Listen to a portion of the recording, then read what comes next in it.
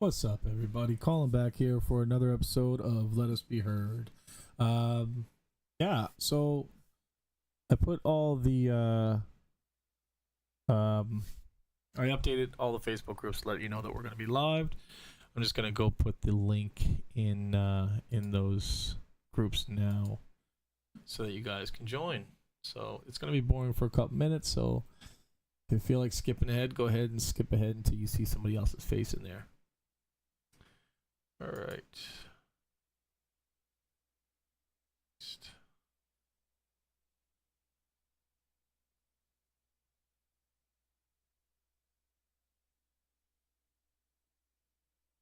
All right.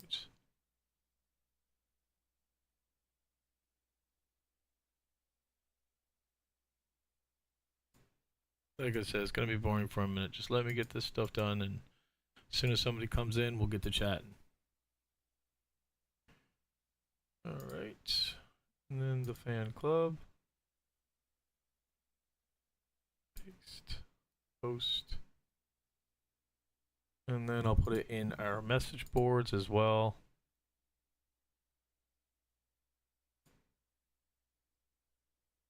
And Mama Joe might surprise us tonight, which would be awesome. Absolutely incredible. So we had 3 games in the queue this week.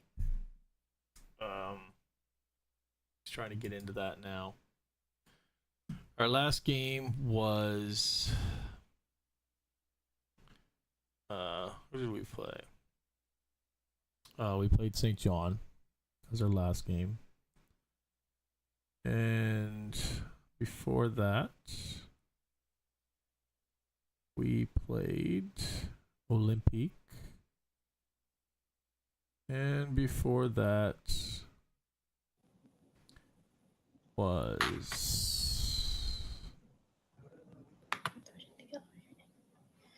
Hold on, give me a minute. Where's my video? and before that was Drummondville. Hey Eden, how you doing? Oh, I got 7 people watching already. Geez, sorry guys, I'm just being boring here, waiting for people to join. Ooh, that's hot. My wife heated up my coffee. It's hot as hell. So we're not even really talking about anything yet, Eden. We are just waiting for some people to join in before we get it going. Can you hear me?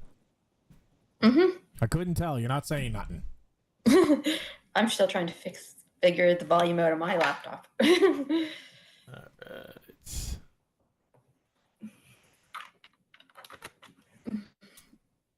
So we had a better week this week there, Eden.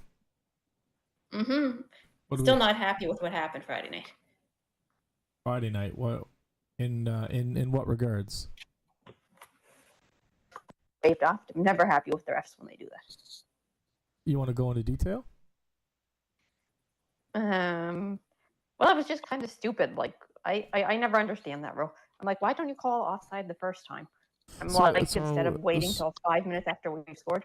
So there is people in this that watch this that aren't in our chat. So nobody knows what you're talking about unless you explain it. The what was it? The first Dume goal that they waved off. Okay. I can't remember what game it was. You mean our Took toss goal that none of us got Took back for? Yeah. I want a rerun. Yeah, me too. So all goals are reviewed. Point blank period. The qmjhl, there's a guy in the box, and I got to see this because I sat with Dylan one of the games. But there's a guy in the box that is on the phone constantly with the league, and they review every goal, and the next face-off doesn't happen until he does this. So every goal is reviewed, and they start at the blue line. And if there's an offside, the goal gets taken away. And it's a simple rule. It's a stupid rule. I want my Took back so I can throw it again. It's not, though. Otherwise, people would just be hoping that the refs don't catch it and they get free goals, even though they were manipulating the system to get those goals. It's a great rule. It keeps... I get it on an average day, but not on Took toss day where we all lost our Tooks. We were losing those Tooks anyway, you big crybaby. We were losing them either way, but we were supposed to get them on the first goal. The first goal was redacted. We should have gotten all of our Tooks back. You're just being silly. Always. You're just being silly. I heard that... It's because I'm a Cape Breton fan, isn't it? Ugh. I heard that we might be getting a special guest tonight. We're supposed to be. Yeah, Mama Joe. I hear there's a few of them. Another special guest. Hi, Krista. Featuring Krista. Wow. Hi. Her audio's still connecting. Right? There you are. What's up? Hey. Are you at darts? Okay. You are. Okay. Look at You guys this. bored tonight? For now. Joining us from darts. God love you. Yeah, well, I got to tune into my favorite show. So we're gonna get right. Tune into your favorite show. I love the commitment, Krista. She's blowing smoke out your ears. So let's get right into it. We'll start with game one against Drummondville. We beat them 3-2 against our former coach Sly. That was a great feeling. Yeah. And they got a half decent team this year. They're not, they're mid pack. But it wasn't an easy win by no means. We scraped it out with a 3-2 win. The boys played, I thought, pretty solid. What do you guys think? I think they were slow. Ooh, Sly. What'd you say, Krista? I think they were very slow starting, but they did come around and gave us the no goal toque toss. Did build a little momentum that they needed, and they came back and played the game they know to play. Yeah, it definitely wasn't a 60-minute game by no means. It wasn't like the last Moncton game. We didn't play a full 60 minutes, but it was a good game. All things considered. I don't really have much to say about it. I have nothing negative to say about it. Hey, John, how you doing, buddy? So, unless you guys have anything to talk about, I'm going to move right on to game two. I would like to say this is the first time I've ever seen John without a hat. John dear. There's hair under there. It's amazing. Slightly. Very little. And they ring it over. The next game was against the Olympique, and I believe that was that a 5-4 win? It was a 5-4 loss. We lost in overtime. No. Didn't we? No. We won in overtime. Yeah. Did we win? Yeah. Yeah. Cataford had a hat trick and 5 points, I believe. Right. Yeah. Yeah. Yeah. All right. I'm thinking of Saturday. Cataford was incredibly impressive. It was a game Saturday. Incredibly impressive. Yeah, liking that kid more and more. Yeah, 100%. I'm going to post the link here in our chat. Sorry, guys, I didn't have my chat up. So Lone Wanderer, the link is there. The link is there. Bowler. Ryan says, or Linda says she agrees with Ryan. Ryan, how do you join the video and I can't? Bowler said. Oh, that's Noah. Post a link to YouTube chat. Dylan says, okay, I'm getting started. I'm sorry. I have a problem with the bonus. 5 minutes to get the two off and call it offside. Yeah, no, I agree. That was horrible. So Owen says that it took 5-10 minutes to get the Tukes off the ice, only for them to say offside afterwards. It would have been great to stop play. We shouldn't have thrown the Tukes until we got the thumbs up. But yeah, that was a long wait. And that would have stalled the game twice. That did happen years ago with the Teddy Bears. That the same thing happened and they stopped it. But then it was a stall in the game twice, and the game was after 10 o'clock getting out because of it. Yeah, and people didn't know when. There was another time too when they didn't even score a goal, so people didn't know. In the third period, people just every stop and play, people were throwing their Teddy Bears on the ice because they didn't know when to throw it.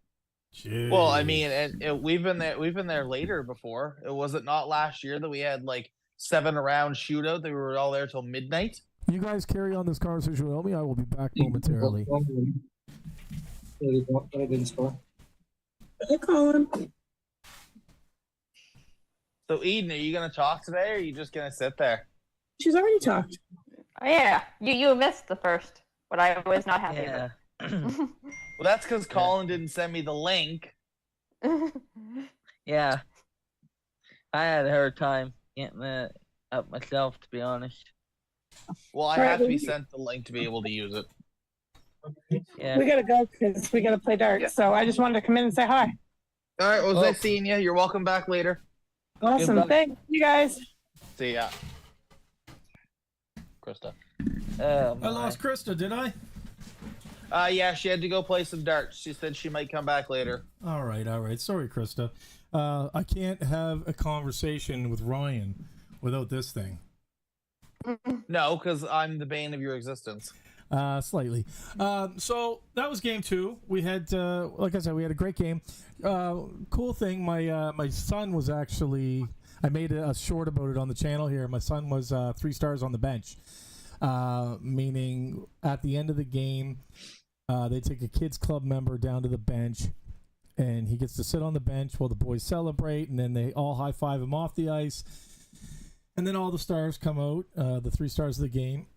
They do their victory lap, and then the first star signs a puck and talks to the kid. I think that's a wicked initiative that the Moose are doing. It really makes kids feel special, and more of that, the better. The more stuff, because let's be honest, we enjoy the game, but this is for the kids. Like, in all honesty, this is more for the kids than us. At least that's my opinion. I get that some of you guys don't have kids, but for me, it's for the kids. Well, I mean, So that's why you were on the bench, right? Because you're the biggest kid of all. No, it's because my wife didn't want to go down there, and Savannah wouldn't go down there without me, so I had to go down by I default. mean, Excuses. Colin, you're not wrong though, What's that? because on like hockey being for the kids, because the younger generation, they have to carry the torch, so that way for future generations, then they can pass the torch on. 100%. 100%. So then our third game, again, like, I think it's pretty much all positives for me for the second game. I think we played really well. I don't know what happened in the third game. Maybe the boys were tired. They played 3 in a row, 3 nights in a row, and so they played 2 in a row at home and then traveled and played a third one.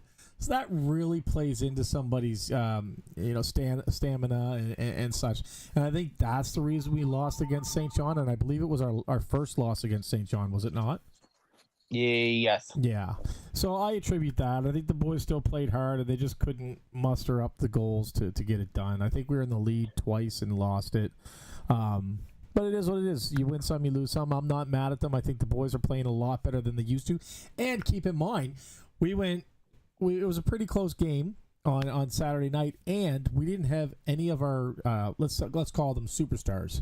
We had no Russo, and Milner played great in between the pipes. I'm really getting impressed with Milner, and some boys stepped up, and I think we actually played quite well on Saturday.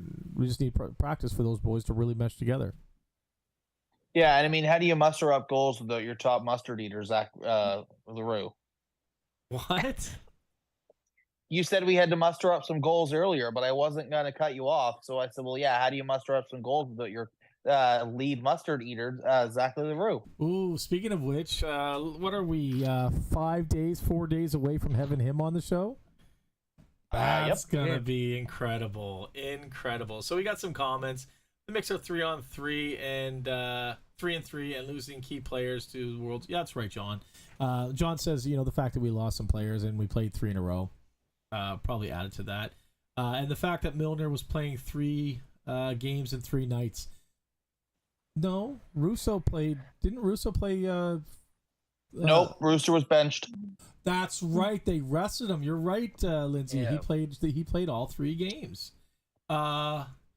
Are Dumais and Russo and Vidicek and Furlong going to be back Wednesday night against Bathurst, or are they gone longer? They're gone until Canada releases them, Dylan says. Yeah, and that could mean that they come, maybe a couple of them, or even all of them, potentially, could come back, after camp, and none of them go to Sweden. But I think odds are Russo's going to stay as the star goalie. That's been predicted by many sports analysts. And definitely Dumais is going to be there. I don't know about the other 2, but I heard something about Vidicek on third line. So I don't know. We're still waiting to find anything out.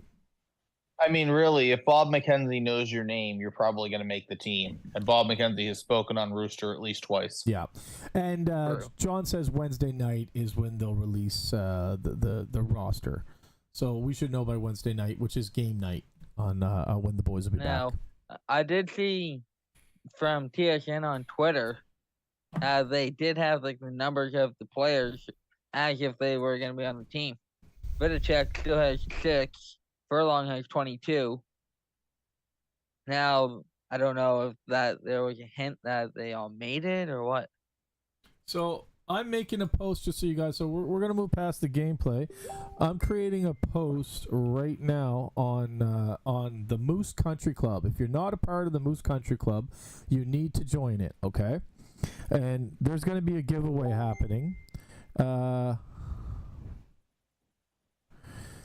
There's gonna be a giveaway happening. There's only one way to join. You got to go to the Moose Country Club. You have to the Moose Country Club on the giveaway post, and you have to comment. And when you comment, you have to tag 3 people. If you comment again with 3 different people, you get another entry. So all you gotta do is make sure you're a member of the Moose Country Club. Comment on the giveaway post, tagging 3 people. That's it. That's all I want from you. And you get an entry in to win. Oh, and special thanks to Scott McIntosh with the Halifax Mooseheads. I spoke with him, and he was able to hook me up with a 30th anniversary T-shirt signed by every player, including 5-5, including Lamont. Now, the most important one, of course, right there. You guys see that? That is the most important one on there. Yeah. Mr. Tyler Long. So yeah, I'm gonna make the post right now while we're live. If you guys want to continue chatting while I do that, that would be much appreciated.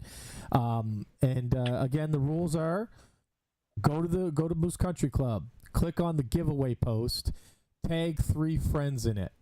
The moment you do that, you get 1 entry. If you tag 3 different friends again, if you comment and tag 3 different friends again, that's a 2nd entry, so on and so forth. You can have on the remote. You can have as many entries into this as you want, as long as you keep tagging say it different louder. people. Shut up, Ryan. You hear No. that?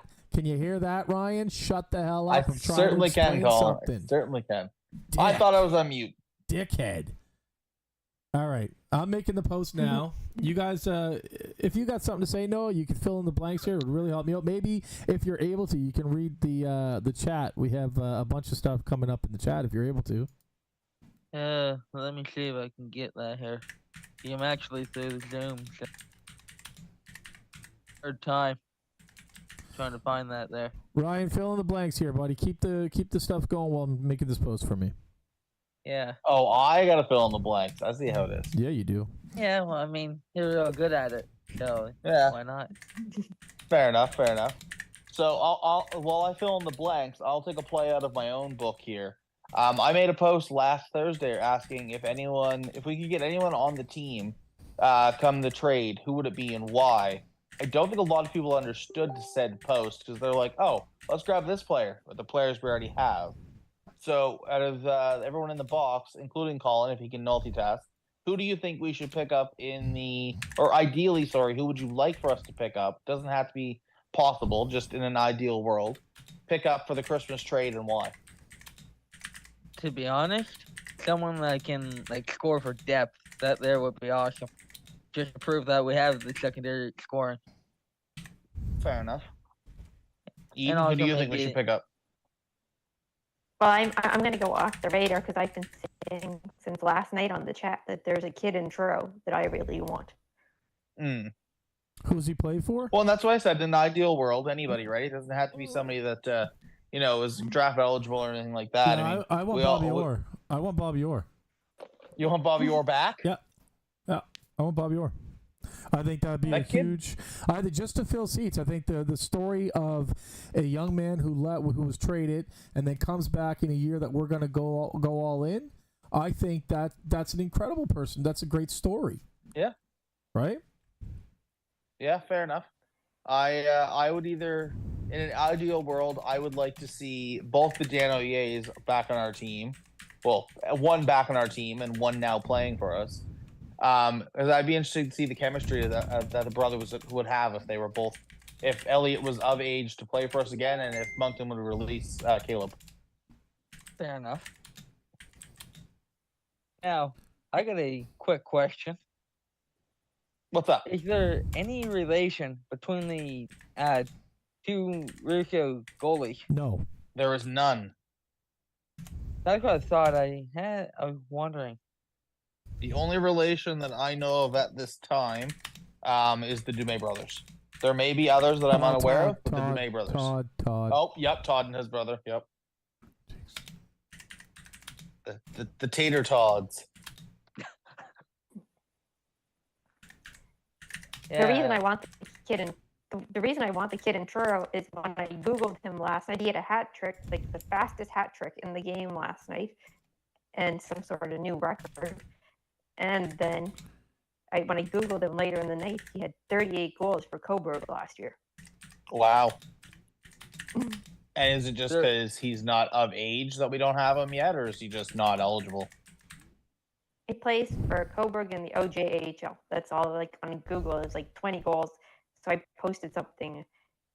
Yeah, but what's the age range of that of those kids? It's the World Junior A Challenge. I think he's like a 2004. Okay. So what? How old are they? Is it U18? Yeah, I think he's 18 if I calculated it right, because he's 2004. Okay. U18, yeah. Joanne, if you're watching this, it's okay. I'd love to have you on, but if you can't get it working, I completely understand. If you can figure it out, come on. We'll probably be on for an hour. Are you sure you want to close this chat window? Okay. Close this chat window, exit out of all of the live. Yeah, no. He's done that. He's done that once. Really? What's that? I don't know if it was the live you closed it, but you closed a window and you freaked out because you closed the wrong window. I don't know, but I got to get back at this chat. So Trevor Kenzie said she approved your post, Colin. You're good. Thank you. I thought I was on pre-approved, Ryan. You are on pre-approved, Colin, but apparently that one wasn't. So, anyways, Trevor says they play exhibition games. No, that's why they have numbers. Right. John Seitman, they all get numbers, as that's part of the selection camp roster. That might not be their number for the juniors. Dylan also comments on the numbers. The numbers released by Team Canada are the numbers they are wearing during selection camp, so much the same. It happens against this sports system numbers. Okay, I got stuff I can donate for prizes if needed. Matt, good job, man. I'd love to take prizes, bud. Throw it in. I mean, I don't mind throwing it in with this one, or we can do it next one. You let me know. Again, Bobby Orr, yes. Penguin, Blue Jay. I love that idea. Melissa says, I'll say it again, Luke Wordsworth, because Tyler Long says so. That's, that's, who was that? Stone Cold. Tyler Long, because Stone Cold says so. Yeah. Leno and... We should have Tyler on here sometime. Tyler was going to come on tonight with Joanne, I believe, but they can't get it worked out. Leno and Gendron, I don't know that name, sorry, says Trevor, he's 19, was drafted by London in 2020, never made the team, and it's not U18, says Trevor to Eden. 04 is a 20-year-old. I'd say bring. Oh wow, yeah, because we're going into 2024, so you're right. That would be 20. Owen says, "I say bring back Nathan Levesque. Who's prior him? Would be awesome. Nathan Levesque. Who's Nathan Levesque? Pair him up with It's Luke. not one I've heard of, but I don't know the name. He says bring back though, or bring in. Sorry. Yeah. Bring in, yeah. Andy Rice also has 20 goals, 36 assists in 29 games played this year. That's not bad at all. And his birthday's 04, so he'd be a 20-year-old as well, right? Maybe 19. Yeah. 19. All right. So now we got the chat. I'm going to bring up what's on the docket for today. I want to talk about those first 3 games, and I think you jumped ahead of me there. Actually, you guys all did with World Juniors and who will return. We got Trade Tide coming up. We're into that right now. Moncton's fight, no suspension. What? What do we think of that? I'm kind of thrown off by that. How are you going to have a very blatant fight? We don't know what led up to it because the camera was not there when it started. It doesn't even matter how are what you led going up to it. But how are you going to have gloves off, helmets on the ice, and say, and then have refs have to break it up and then go, oh, that's okay. Yeah, you're gone and you're gone. But we're not gonna. You're just gone for the game. We're not gonna give you anything else. So the rest of this game. My question there is, I didn't read the rule book since it's changed, and are they allowing like the first fight free, no matter who it is on the team? No. So in the rule book, now I can't quote it because I'm terrible at reading. But in the rule book, it very clearly states the updated version. As soon as the gloves are off and there's contact made, there is an immediate suspension supposed to be issued. The exact wording is that an immediate suspension will be issued. I say should be because it didn't happen in that game. Yeah, so confused. How does Vitti get 2-game suspension and Smith pulls that crap and still plays? I agree 100%. Because it's Smith. It's Smith. But he's like, I don't want to talk bad about a kid, but he's a big crybaby, and he needs some. I think he needs some extra attention by the therapist for the team, because the man, he's got a bad chip on his shoulder, and we got into that, and I love LaRue, but LaRue had a pretty bad chip, and he had a talk to, and the boy was an angel for the second part of last year. Like, he needs to talk to. Like, you can't start fights because you guys are losing every game. And it seems like every time we play them, he gets chippy around the third period when he's losing, and he tries to start fights. And you can't do that. It's not, if it's illegal, it should be illegal by all teams, and nobody should have special treatment. I agree. 100% I agree. Here's a question for you. I might have an answer. Come Memorial Cup, all right? Yeah. What happens, let's just say Halifax makes it to Memorial just because, we're all Moose fans. I know where you're going with this. And yeah, the Ontario, what's going to happen? So here's the thing. Hang on, I'm talking, Ryan. 1 second. I sneezed. I thought you started to answer. I apologize. The way I understand it, if it's in a QMJHL area, so if it's in, from Quebec East, no fighting. But if it's in the OHL or the WHL, you can fight. That's the way I understand it, and I could be wrong. That's the question you were going to ask, right? Well, just but I was going to be like, so what happens, like, if it's in the W region, but 2 Q teams play each other, or whatever the scenario may be, and the CHL decides, well, the team from the Q instigated the fight, now will there be any suspensions afterwards? No. I'll answer that right there and there. No, because there have already been people within the sports community that have gone on record to say, based off of conversations they've had with the league, it is a QMJHL decision only, as we are all aware. Yep. And if it came down to, say it's in Saginaw this year, I'm pretty sure. Yes. Which is in the U.S., which is a OHL team, I think. If hypothetically Halifax and Moncton, let's say Charlottetown. No, let's put the bottom team. Halifax and Charlottetown make it into the final game, and it's in Saginaw. Yeah. All rules are out the window because it's not in the QMJHL. Yeah. If it, like Colin had said, if it's in one of our arenas, our rules go. So if it's in another arena and it's still 2 Q teams, it goes by their rules. So Dylan writes, here is the fighting rule. Here's what you need to know. The league The league's rule states anyone engaging in a fight will be ejected from the game. Any player found to have instigated the fight will get an automatic 1-game suspension. Suspension, the player declared to be the aggressor during the fight will receive a minimum 2-game automatic suspension. So does that mean that they classified Smith as not the aggressor? I don't think either team was suspended because Kenzie was looking at the stats, looking for a suspension, and I don't think either team received any punishment from what she could find. Trevor says host team rules for fighting. Yeah.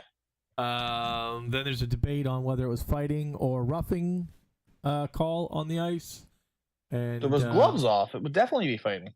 Well, Really? Melissa thinks they called it roughing, and Dylan says it was fighting. It's the Quebec government. It is the Quebec government that ruled it, not the league itself. The league just has to abide by their government's rules. Yes, coming from a woman who's never since ever watched a hockey game in her life and has admitted that she's never once watched hockey. Neither one was the aggressor. That is completely impossible. In a fight, there has to be an aggressor, whether they're both the aggressor or one or the other is the aggressor. But there's no such thing as no aggressors in a fight. That's ridiculous. Well, and that's why I figured that that's why neither team got penalized, was that they deemed neither one of them the aggressor. But there were gloves off, there was helmets on the ice. As soon as there's Somebody a punch had thrown, to aggress something. Yeah, as soon as there's a punch thrown, that's aggression. Yeah. How does neither get aggressor? Exactly, Melissa. I mean, someone started it, and Smith's gloves were on the ice, and his bare fists were hitting on the kid's face. Exactly. Somebody was the aggressor. I think that neither one was given an aggressor or intent. That's our point exactly, though. That's our point exactly, Dylan, is that none of them were given it. So how do you make this rule up, and then there's a fight where fists are thrown and gloves are off, and nobody's penalized? That makes zero sense. Whatever way you want to spin it in the chat, that makes no sense. A fight's a fight's a fight. Yeah, and exactly. if there's no fucking fighting in the sport anymore or in the league anymore, then both of them should have gotten a suspension, or at minimum one of them. Well, exactly. And in my eyes, it makes you look stupid. Yep, 100%. Because you have said your league, there's no fighting in your league anymore. No fighting, no fighting, no fighting. A fight happens and it's, oh, it was only one. It's fine. They'll just brush the dust off. No, it's like, oh, no, they were just playing, man. They were just playing. Yeah. No, it's like, it's literally like backtracking that, on your own rule. Let that be Schultzy. And Schultzy's gone. Schultz would get 3 games off the bat, especially if Langell was on the ice. Or Starzonski. Yeah, but Langell's the one that's got the hate out for him, isn't it? No, Starzonski hates Schultzy. Oh, okay. So, yeah, if Star were on the ice, then, yeah, Schultzy's getting 3 games. Yeah. For blinking. 3 games for blinking. Yeah, 100%. Dylan, sorry, I get that you're trying to make it make sense to me, but it's not going to make sense to me, and there's no way you can explain that. None. Nobody's found to be the instigator, which means it's mutual. It's still a fight. Whether it's mutual or not, they got rid of fighting, not attacking. They got rid of fighting. It doesn't matter who's aggressing, who's not. It was a fucking fight. They should both be suspended. If what's good for the goose is good for the gander. And if you're going to make the rule up, you have to stand by it. Vinny got 2-game suspension. Now, Vinny got 2-game suspension. I believe it was for a really bad hit, though. He hit from behind. Yeah, they called it a dirty hit. It was a dirty hit. He deserved to get suspended. Maybe not 2 games, maybe 1. Why is that asking me to disable access to the keyboard? I had to laugh because they're just before, I think it was back in the summer. They forget who it is now. He does the talk show on 95.7. All right, Dylan, if you come on, man, it's going to be much the same. Please come on. I welcome you on, but it's going to be much the same. You're not going to be able to turn my opinion. They said no fighting. That was clearly a fight with bare fists. I don't care who's the aggressor. The Q's going to say no fighting. Somebody should have been penalized for that, or both of them. Sorry, go ahead, Noah. They're the guy that does the talk show on 95.7, like during the week. Gareth McDonald? No. Mav? His last name is Vino. God. Yes. My dad Like, listens to him. Yeah. So he had his open hour there one day. I called in. Lucky I got on. And I was like, so here's a question for you. He's like, okay.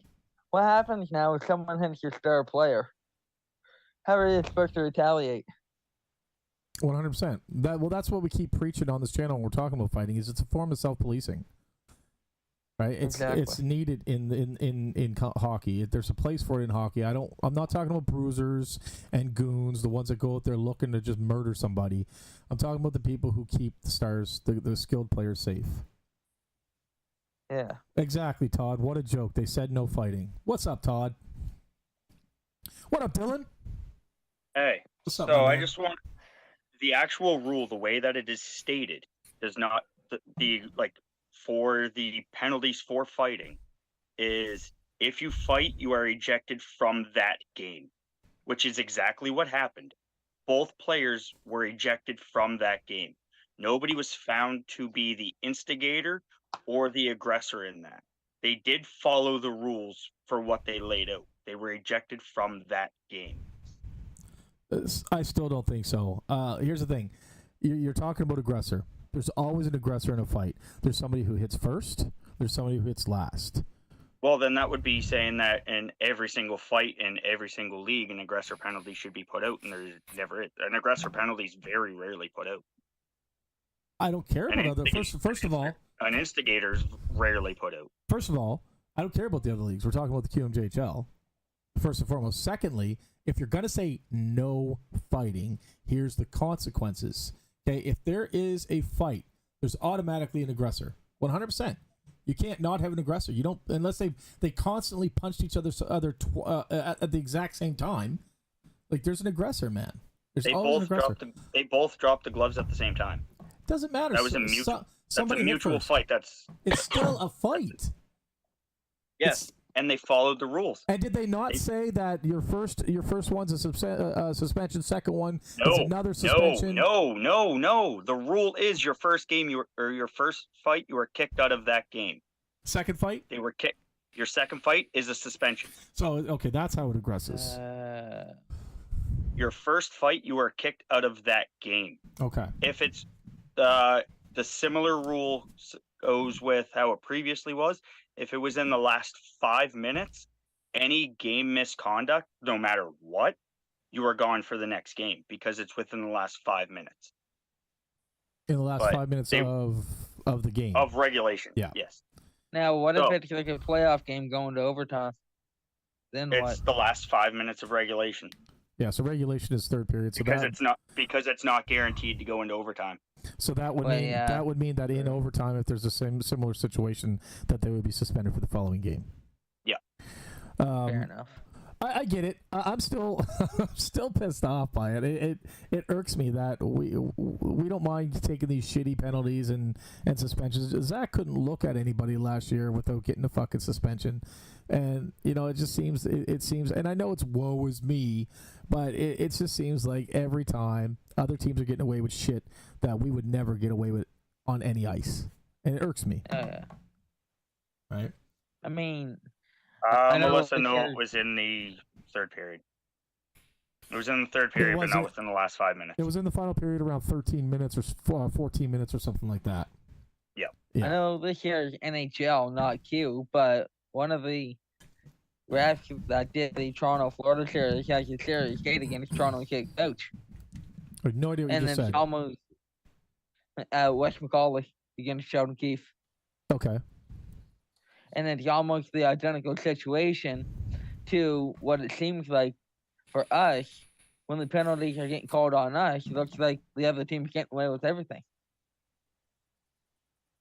Yeah, and I don't know if that's because refs pick up on tendencies and see that certain players do certain things and they watch them more, or it's basically like the squeaky wheel gets the grease, right? So yeah. I'm looking at the penalties from that game and how they were listed out to the thing, and I have the stats up right here. I pulled them up on my phone, so I had it. Gabe Smith, this was 4 minutes and 18 seconds into the third period. Yeah. So round 15, 30, 15, 40 roughly. Gabe Smith, 5-minute major for fighting. Gabe Smith, 0-minute game misconduct for fighting. So that removes him from that game. Sherbrooke Jesse Carrier. I hope that's how you say his name. 5-minute major for fighting. And Jesse Carrier, 0-minute game misconduct for fighting. So both players were removed from that game. They got the same penalties.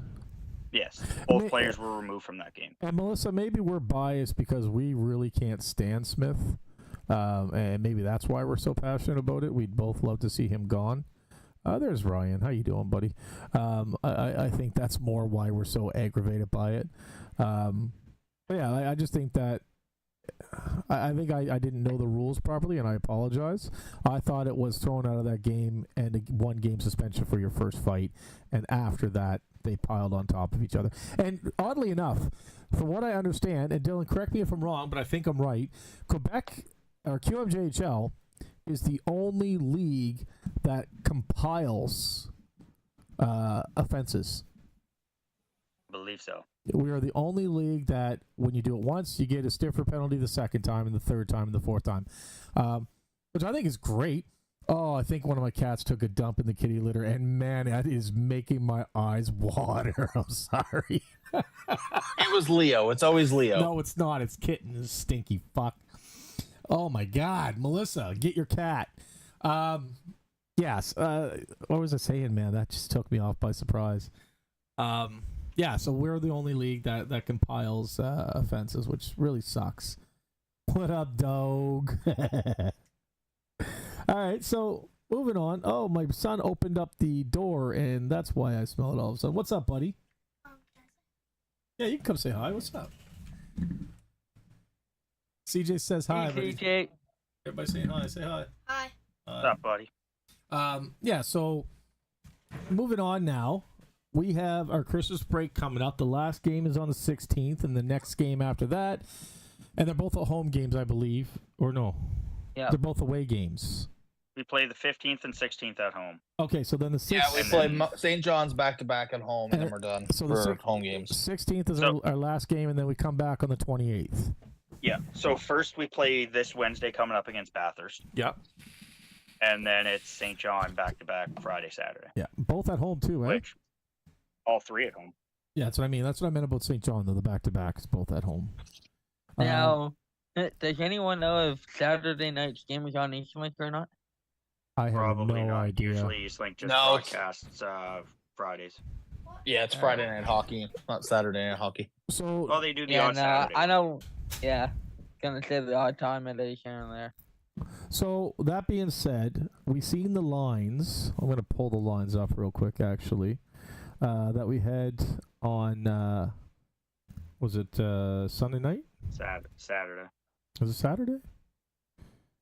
Yeah. 'cause Yeah, we Saturday had was on the road. Yeah. So we seen our lineup. Do you think we're gonna keep that much the same moving forward? No, You think we're gonna switch that up? I think he's going to change it 16 times before tomorrow. Well, here's the thing. It's not just him. Right now, we're dealing with affiliate players, so that falls on Cam Russell on actually calling them up and keeping them up. Yeah, we don't have many affiliate players playing the lines. We have Aiden and Cade, so Benton Mosier right now. Oh, no, Mosier's been part of the team. So it's we have sorry, Bent. it's Welsh and Bent. Are the two And affiliates. Jameson George on the back end, and Thomas Fontaine as the backup. Yeah, goalie. no, I'm just talking forwards lines right now because that's kind of what we're messing with a lot and trying to find the right groove. So Welsh and Bent are the two forwards that we called up. I like Welsh. I think given proper opportunity, I think he could really do some stuff for us, but I don't think he's been given the opportunity. Any opinion on that? No, not really. I think we need a bigger sample size. We had one last year. Yeah, he played a few games. He didn't The kid, play a whole lot of games last year, did he he? didn't play a whole lot, but the kid plays hard. I'll give him that. I'm not saying anything bad, but I don't see him as. I see him as exactly how they have him right now as an affiliate player.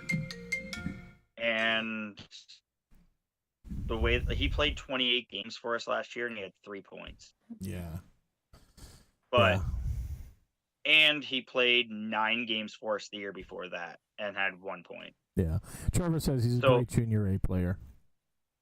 Yeah, he's a solid player, but up at the Q level, I don't really see it, and I feel that because he did make the team. Let's remember, he made the team out of camp. Yeah. And then was released to go down to play with Truro, which I believe was a mutual agreement because he wanted two things. He wanted to play with family and he wanted more ice time. Yeah. Which is completely understandable when it comes to these hockey players. So the lines we had was line 1, Liam, Matthew, and Brody. What do we think of that line? I like that line. You like that line? I really like that line. I like Matty and Fournier up there. I think Ponzetto, for his passing, would have been better fit up there. Yeah, I'd like to see him get up there too. But the way that they played, I think Kilfoyle, Cataford, and Fournier. Looking at the line, I would have been a little iffy, but after watching them play, I actually liked how they played together. Really? I see. I didn't. Not that I don't like the kid, because I do. I think Kilfoyle is a very talented kid, but I'm really tired of seeing him get to the blue line and dump. And that's, prove me wrong. We can go back and watch footage. No, he does it. That's all he more does. Often. He does it more often than not. And whereas on our star lineup with Cataford, Dumais, and Vitti, 9 times out of 10 it's carried in. That's I think that's why it's a part of the reason why it's so successful. It's not dump and chase and hope we can beat them to the puck. It's let's get it in there and get the job done. And Kilfoyle, it drives me crazy that he's just constantly dumping and chasing. And maybe that's what he's told to do. I don't know. But I don't like it. The second line, we have Walsh, Larmond, and McPhee. You can't say anything bad about McPhee to me. I'll punch you square in the face. That line surprised me. Yeah. That line really surprised me when the lineup came out because, yes, Welsh played games for us last year and the year before, but he's still an affiliate player. Yep.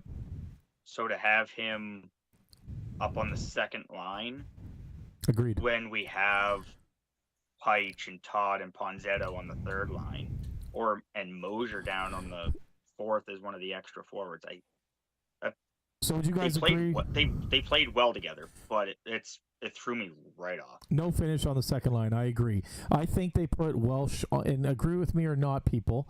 I think they put Welsh on the second line up for speed because he's faster than the rest of the pack. Now, see, I can say since they brought in that. Sorry, my dog's leaving. Melissa says, I was very happy not to see the Spicy Swiss and McPhee not on the same line. She doesn't like that line combo. I think she explained it to me somewhere along the line where they're both kind of chippy, and she likes to see that chippiness spread out. Now, see, that's McPhee and Todd. I don't like seeing McPhee and Todd together. I don't either. For that reason. Yeah, I agree. But I gotta say, since they brought in that coach, the skating coach, it's gotten better. Do you know who I see the biggest difference in? Yep, McPhee. That's exactly who I see the biggest difference. That boy has he traded his bicycle wheels in for some 30-inch tires, man. Like he's got some speed on him, man. Oh, he does. 100%. I agree. And I don't know if that's something that we're just seeing now because, well, I really noticed it last game, but I don't know if that's part of the fact that he's buried down on the third line, and he's not getting the ice time to actually show it off. I don't know. He's not being put in those positions. Well, here's the thing: we seen him all last year. He didn't have the speed last year, so. What I'm thinking is all it takes is for a specialist in the field to give you one small pointer and something clicks. You know what I mean? So something may have just clicked with him with the private lessons, and and it's just working for him. He's doing incredible. It could be just as simple as a certain exercise that they showed him. You know what I mean? I think his speed has just crept right up. McPhee had speed at camp, Melissa says. McPhee wasn't at camp, hon. I'm sorry. It was Peitsch that was at camp. No, what she's talking about are the not the inter-squad games, but like the preseason games. Oh, preseason. That's still preseason games are still considered camp. Really? Yeah. Yeah. Because we didn't make all of our full cuts at that point. Because I noticed the speed different in Peitsch during camp. Yeah, and then it kind of Yeah. Yeah, I don't know. Peitsch is a different breed. Like, he'll have nights where he's absolutely incredible, and then he has nights where he's clunky and can't get. You know what I mean? Like I don't know if he plays to his atmosphere or what the case is, but he has his good days and his bad days. So we'll move on now. First of all, I want to mention Bent. I'm glad to see him come up. I want to see some things from him. I haven't seen it yet, but he was my favorite in camp.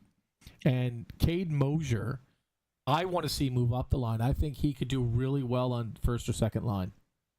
I think that kid has a lot to show us. Well, he's got time to show us. That's for sure. Yeah, he's just a kid. Oh yeah, he's brand new on the team. So let's move But on. do you know what's really interesting since we're talking about like the affiliate players and everything? Yeah, what's up? Remember when we signed Fontaine, the goaltender? Yep. Mm-hmm. Didn't we sign another guy? We did, a forward, a left wing. And you notice he wasn't called up for that game? I did notice, yeah. We were talking about that at McDonald's before the game. What? I don't understand that. I don't understand the situation of you call this guy or you sign this guy as an affiliate player this close to the juniors at that, knowing being I believe he's a 19-year-old and played a few games in the queue. I got him right here. Ben Mercer. Okay. I was really surprised that he didn't get called up in that. They decided to go with players that are younger. Yeah, but we don't know what's going on. Maybe his team is running deep and they had a tourney. Maybe he's on vacation with his parents down in Mexico. You know, we don't know. Maybe he'll be back for one of the next games coming up. We don't know. Right? It could have been any number of reasons why we would call him up and then not use him. Oh, it could have been, but it's weird because they would have signed him knowing when they would have called him on him, right? Like what they did with Fontaine. Who is your favorite from camp, Melissa? She says she'd like to see her favorite on the ice from camp. I'm not sure who that was. Was it LaPont? Probably Nico. I love Nico. Yeah, that kid. If he was just a little bit more aggressive, he would be the best defenseman we could get. He's incredible. He could be sick, RCP says. Not sure who RCP is, but hello. And then Trevor says trade bait. I'm assuming he's talking about your guy there, the one you're just talking about. Maybe. Mercer got 40 points in 25 games played. Wow. Yeah, that's why I'm surprised he wasn't Wow. up there. Levesque. Oh, well, Levesque's healing. I thought she was talking about a call-up. Yeah, I can't wait to see We want Levesque. Levesque come out injured. Which nothing official yet. Christmas. Released by the team. But everybody seen him walk around with the cast on. Yep. We don't know exactly officially what is broken in this area.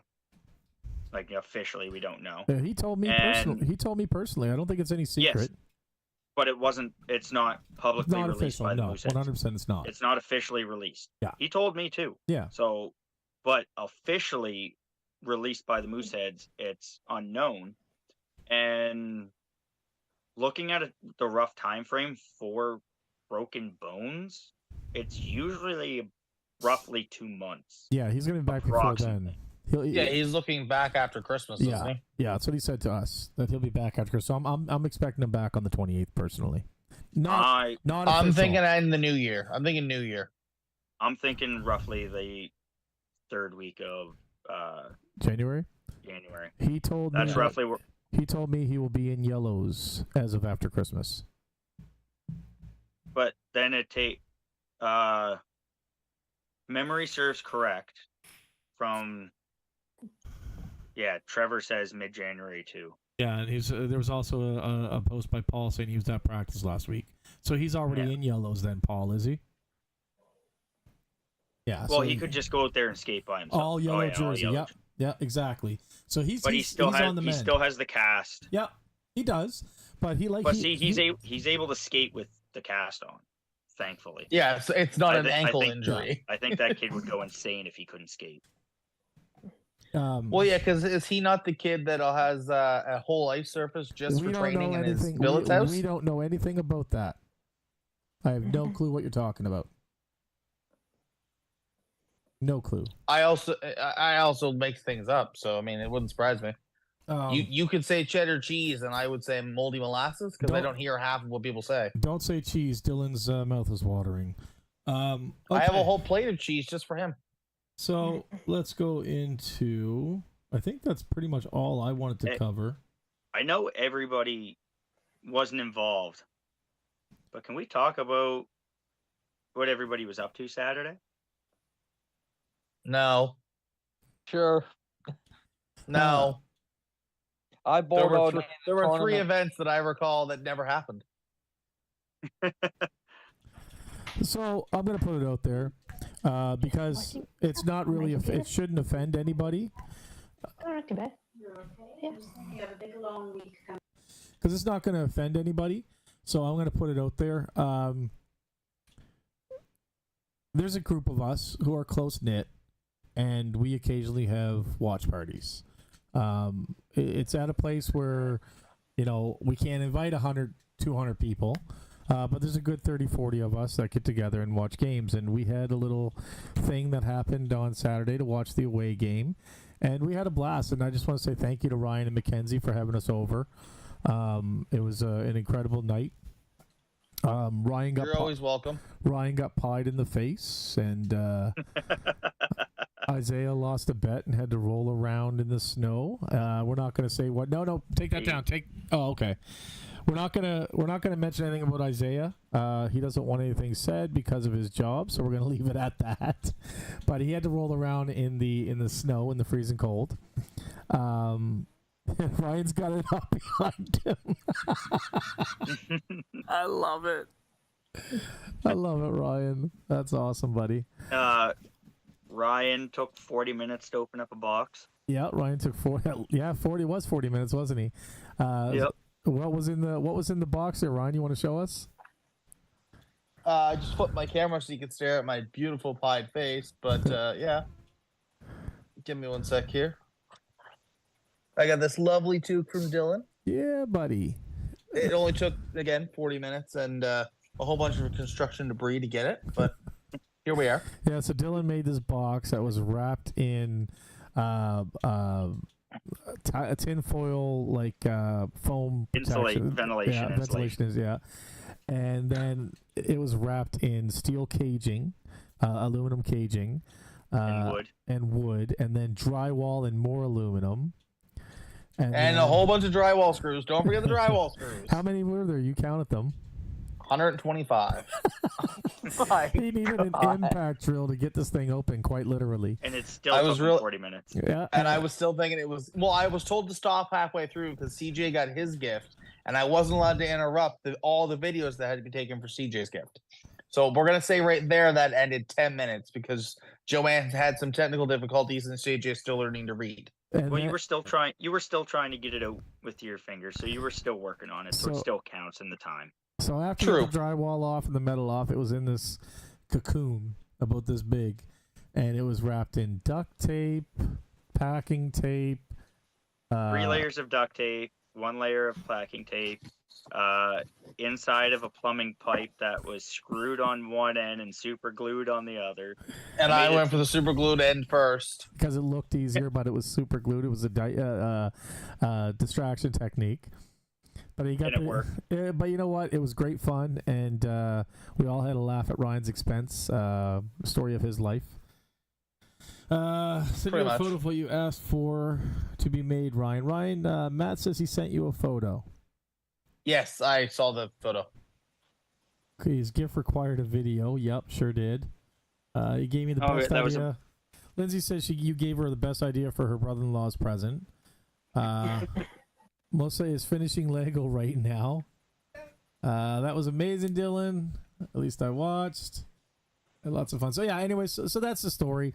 And it's not to say that we're special at all, and that's why we throw these parties, but We're just friends. we're friends. Feel free. I know there's a bunch of you that get together after games and such like that.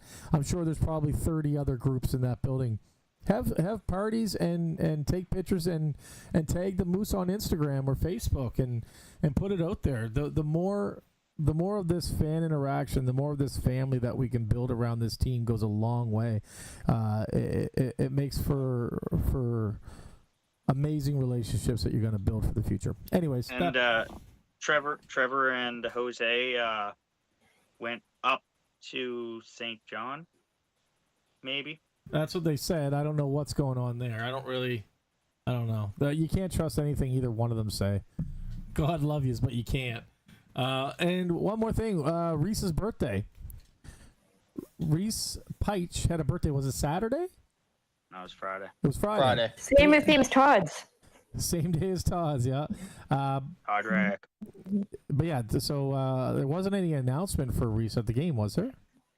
No. There was not, because it wasn't brought to the attention of the announcer. Oh, okay. It was brought up to Ian afterwards, and Ian said that if he had known and had given the go-ahead from the team, he would have done it. And that's the thing. I think that he should have a list of all the announcements, and that should be if there's a player on the team that has a birthday, he should know about it pre-game. Like that should be something that they do automatically. Maybe the player doesn't want it to be announced or anything, or make a big deal out of it. So, Trevor, why are you missing this Wednesday's game, bud? You never miss games. The exact same reason that I'm missing Wednesday's game. Oh, that's right. You're both gone to Montreal. Yep. Well, I have leave a for blast. Montreal. I will be on a flight at 5:30 in the morning tomorrow morning. And you're going to be at a Montreal-Pittsburgh game rocking a Mooseheads jersey. Ah, nice. An old school jersey, too. So we'll be looking I don't forward to have the seeing new you one. there. Who will you be going for? Montreal or I'm a Penguins fan. I'm a I diehard don't. Penguins Do not cheer for Montreal. What? Not. I said, do not cheer for Montreal. Go, Wait, go, whoa, Habs, whoa, go. whoa. Who said that? The ghost in the corner has I think spoken. it's that lady in the corner that sits there. Whoa. Go I didn't Habs, even know- I go. thought- Go Leafs, go. Go, who? What did you say? I hate Montreal. Did you say Leafs? No. Yep. You guys are all wrong. The proper thing to say, Go Moose, go. go Moose, go. That's right. Go Caddy, go. Oh, Noah, Tyler. Noah, we can't be friends, bud. Colin, I want to ask you one question. What? Nice legs. So, I'm wearing shorts. So Friday, Yeah. right? For 2 periods, you got to have the Tyler experience. So I made up a new word that night. Actually, a new medication. It's no longer called Tylenol. It's called Tylerol. Because that's a headache. I love them, and it was a great experience, and I would definitely do it again. Yeah, For one game. For one game. He's loud and passionate, and I love that from across the rink. I love being able to see it from across the rink because him and Joanne are directly in front of me, like across the arena. He is a lot, and I love the kid. I love Tyler. He's great. But at the watch party, there's no but. No. I would say, but at the watch party, I got to experience what you guys do every game, or what Dylan does every game. No, you didn't. What was that mild? That was I wouldn't call it mild, but it wasn't like at the game. 100% Wow, no. because that was a lot. he feeds off the crowd too, right? So picture that like that, but then feeding off the crowd, right? He's True. he's a spectacle. I love him. I love him too. They're fucking cheating. But And then I was cheating at NHL 21 because I wasn't letting him win. Dylan, might I say your seats suck? That's it. That's your opinion. There's so many obstructions. That's your opinion. That's why I refuse to There's go near the glass so many anywhere in any obstructions. arena. Now, see, in my opinion, your seats suck. No. Your seats would be great. Your seats would be great further up. But that glass, it has so, especially where you are, it's got so many different layers of glass and partitions and uprights. I have no problem seeing Oh through my it. God. I'm used to it. I have no problem. I was doing this I one love here. this. It's for the trained eye, Colin. I love the seat. And that's where great. you're, like where I you're used to at. in section 10. Like where you're at, And- I had laser eye surgery, and I have better than 20/20 vision, and I still have a hard time seeing the other end of the ice when I'm sitting in Really? your seats. I see it Yeah. fine. I see it fine. I wouldn't mind your old seats. Your old seats are pretty good. Like Yeah, I was my in old section seats don't 10. have Tyler. You're in section 10 there, Noah. We're at. How far up? I at one point I was like 3 or 4 up, and then when I relocated, I went right down to the glass. And the only thing that I had in my way is the penalty box, but other than that, I absolutely love it because when it goes to overtime, we can shoot up there and get to see the game-winning goal and everything. Now I got to sit at Hockey Mom's seats for a game because she wasn't there due to work obligations. But those seats were actually awesome. I loved it there. You get the players coming down fighting. You get to bang on the glass. You get to tell the ref exactly what you think. Yeah. I like those seats. Colin's favorite Yeah, thing see, to do, Melissa telling out the Melissa has to refs. watch the big screen when they go down to the other end of but her you're seat. not proving nothing by stating that. But she knows she has bad eyesight. Right? She'd have to half the time in center ice. She has to watch the big screen. But I have better than 20/20 vision, so I actually really enjoy those seats. Yeah. I like being able to see the blue lines and being round center ice. I'm not a ref. I don't Oh give a yeah, shit because about I'm the center blue ice, lines. but upper bowl opposite side, and I love my seats. I moved from the end row just to have the access to stairs to where I'm at now, and I don't think I'll ever switch. I might move 2 seats over just to be like dead center, but Another reason I like down where I'm at is because you get to see things that other people don't get to see when it comes to them reviewing it and what goes on to the actual in-game stuff. Trevor says he well, can yeah, see you could look over their shoulder and see the play-by-play. I'm sure. Trevor says he can see the other end of the ice from where he sits. Cool. I still hate the ends. I still find the ends suck. That's why they're cheaper, Cool. Cool. right? Living it up in the cheap That's what I'm saying. seats. Everybody has their own opinion on what are the best seats. 100%. So I'm not saying your seats are garbage to you. Just to me, it's not where I prefer to sit. all right, so we got off on a tangent that we didn't get to talk defensive lines, and I think that's worth bringing up before we go. And I also have I think one more thing I want to bring up, and then we'll end her. Defensive line last game was Morvek and McKinnon, Schultz and Phillips, Martin and McKenzie with George subbing. What do we think of those? I liked every single one of them. Did you? Yeah. I like seeing McKinnon. I like seeing McKinnon up there. I don't have an issue with either one of them at all because you got Moravets who's been more so of like an offensive type, trying to get the points with McKinnon who's staying home. You got Phillips who's got 2 goals this year, and both goals are the exact same. Yeah, that was Just cool. on opposite ends of the ice, both at home, by the way. And then you got Jack Martin and Dominic McKenzie who are solid as the third pair. Yeah, I agree. I don't mind. I think those are 3 solid lines. I don't mind those. I think Morvek. I wouldn't consider him offensive. I consider him two-way. I'm just going by, like, if you look at the stats wise, his Yeah. plus minus, he's out there more for goals Yeah. for than he is against. Yeah. He got more assists type thing, right? I like that they have, like, Dylan's more of a stay at home. Brady is kind of a hybrid stay at home, two-way. So you got one of those on each line for the first two, and then Martin, I think, is a little bit more offensive than McKenzie, and I like. But I would still classify Martin as more of a stay home Would you? compared to everybody else on the. Oh yeah, Really? I don't see him too often down below the hash marks or going for the shots.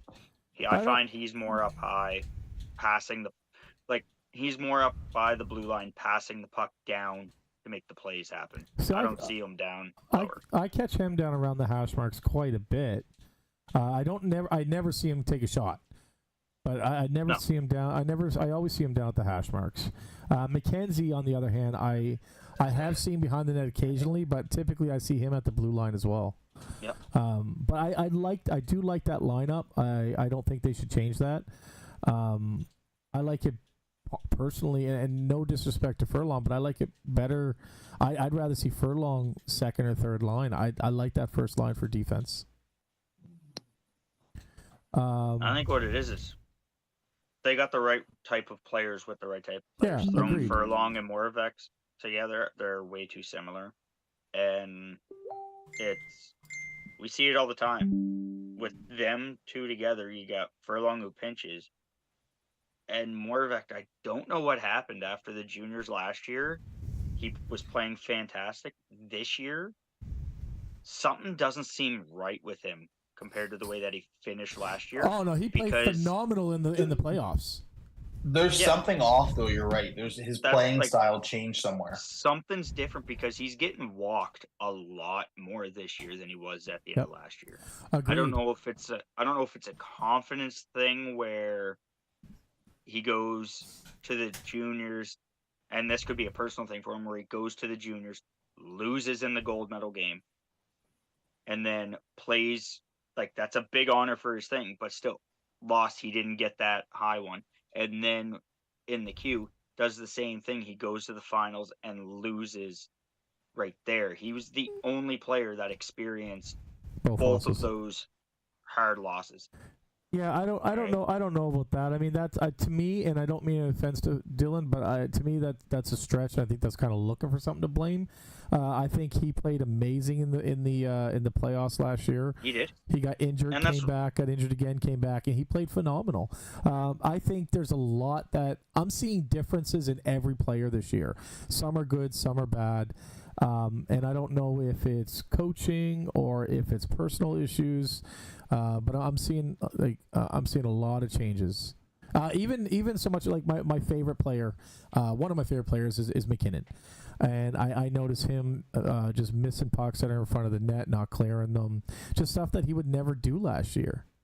Right, like he was probably the most solid defense we had last year.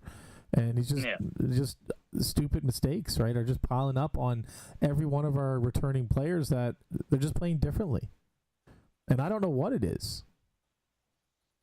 But I'm glad you brought it up. If you want to win, you got to learn to lose. I agree. I'm not saying I'm not mad because they're losing, Trevor.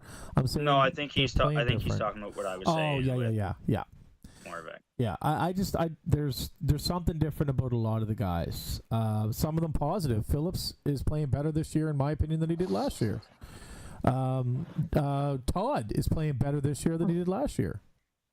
Peich playing better this year than he did last year. But then again, these are players that we didn't get to see a whole lot of last year. These are players that were lower end substitutes, stuff like that, right? Schultze, I think he's playing great. I mean, he's had a couple bad games, but Schultze's one of those real consistent players, in my opinion. And I'll tell you, Milner, I am eating crow on Milner, 100%. I see the smile. I didn't think he was the right choice. Now, mind you, we haven't seen Magic play in the queue, and I'd love to see Magic play, but Milner is definitely holding his own. He took those 4 losses. He didn't slip and say I'm bad and go into this recession. He just got better and better and better. Which very easily could have happened. 100%. Lesser players would have done that, and I think he's playing incredible. He's not Russo caliber by no means, but he makes a solid backup. I said this on Thursday at the game. The way that he played Thursday against Drummondville, or even I said it then, but I'll even compare it to Saturday. The way that he played Saturday, if he plays like that the whole time that Russo is gone, he gives us a chance to win every game.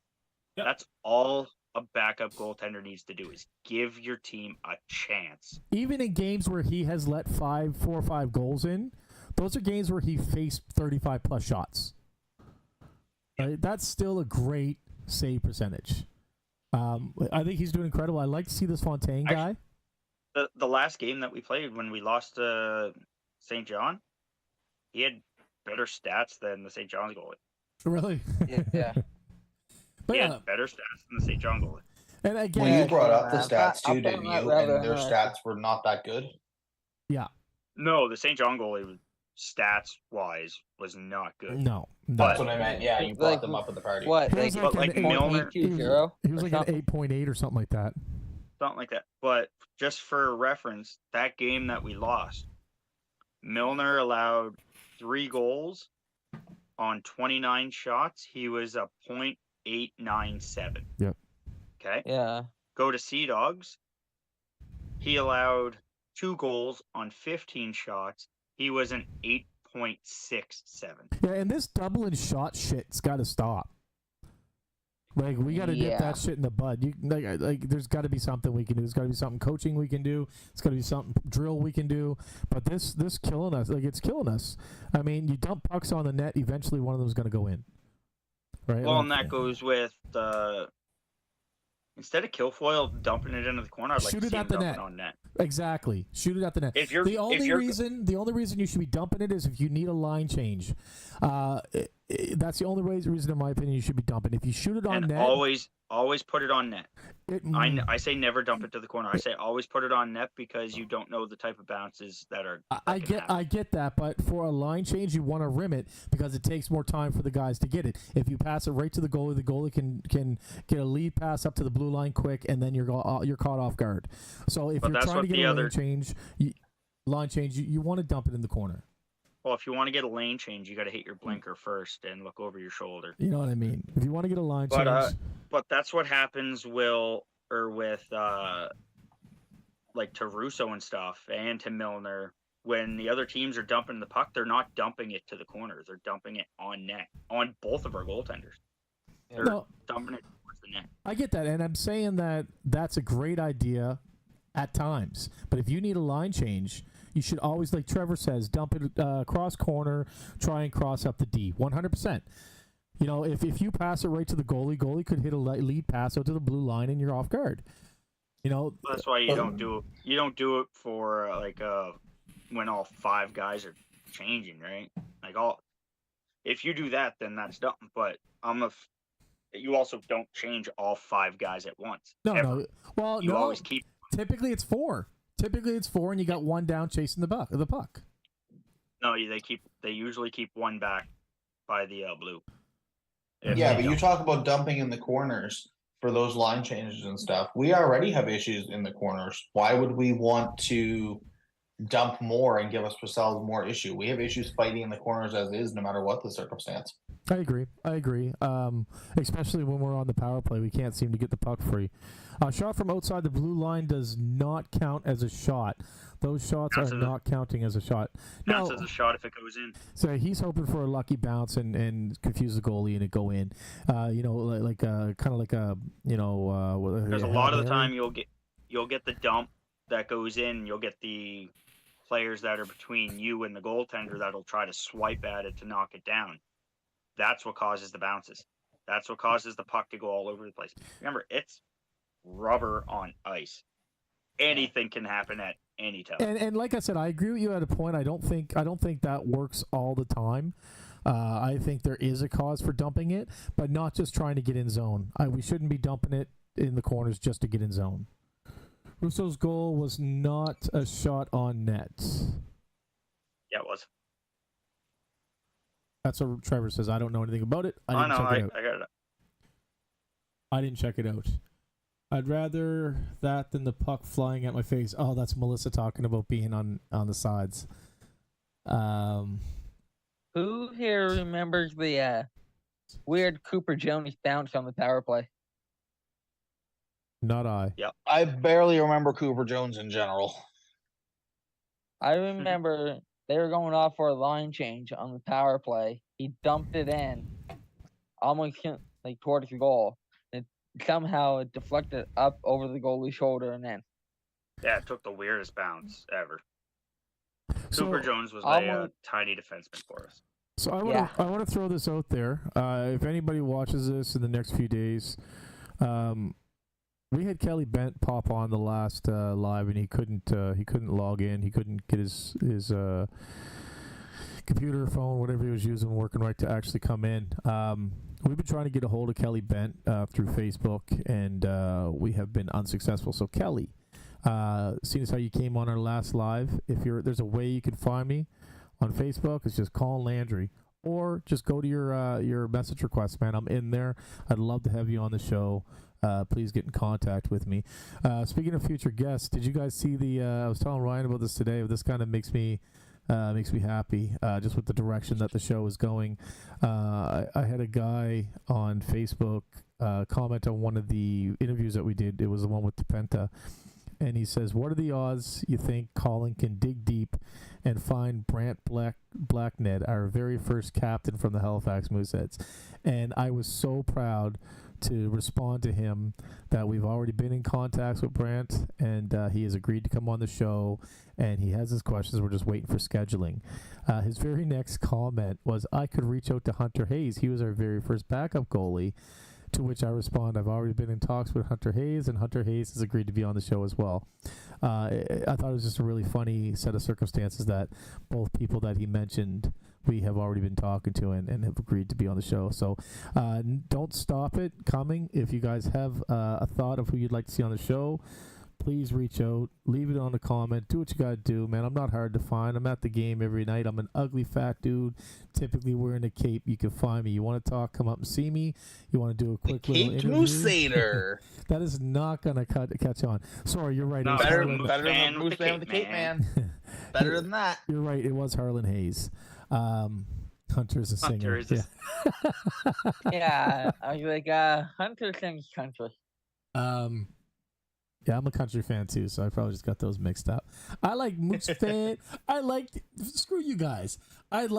What's up, everybody? It's the Moose fan with the Cape, man. Screw you guys. Sound like you're high as a kite. Yeah. The Cape Crusader. I don't I have have. a question. You have a question? Yeah, What's good. that? Because I'm kind of confused on this. So the Tomatoes? 94s, the 94s that came out. Somebody has said those are not 30th anniversary. Somebody at the merch on, I don't remember, Thursday or Friday night told me it isn't. Well, clearly they're on some magical devices, because the 94s is our 30th. The reason as to why it was not crested was because it was missed in the final publishing. So I can understand why that would be our 30th anniversary, where it's an homage to the very first team 30 years ago. So to me, it makes perfect sense to bring back the old jerseys as our 30th anniversary.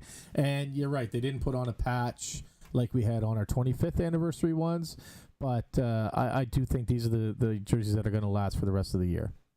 So So it was initially they were supposed to be debuted during 90s night. Oh, really? But there's shortage.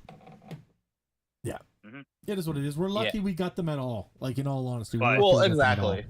What's interesting is I wonder how many games are actually going to wear them. They said it's supposed to be for special events. It's going to be. That's what I was told. So We'll be wearing them throughout the year for special events. Trevor says it wasn't missed. They left it off so they can use it as the third next year. Oh.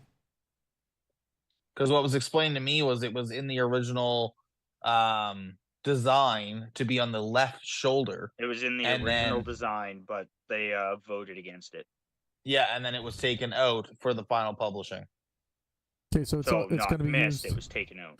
It's going to be used as our third next year. Trevor says. But what's everybody's opinion on that jersey? I like it. I wish they had to put the green on the shoulders like it initially had. I don't like the green collar. I'm not a fan of it. I'm not a fan of the jersey. Trevor says it came from an inside source that's the third next year. I don't mind it. I mean, anything new, anything different, I'm a fan of. They could have given us nothing. Oh, they could, right? But I'm just not a fan of red. Well, personal opinion. I'm not a fan of red jerseys as it is.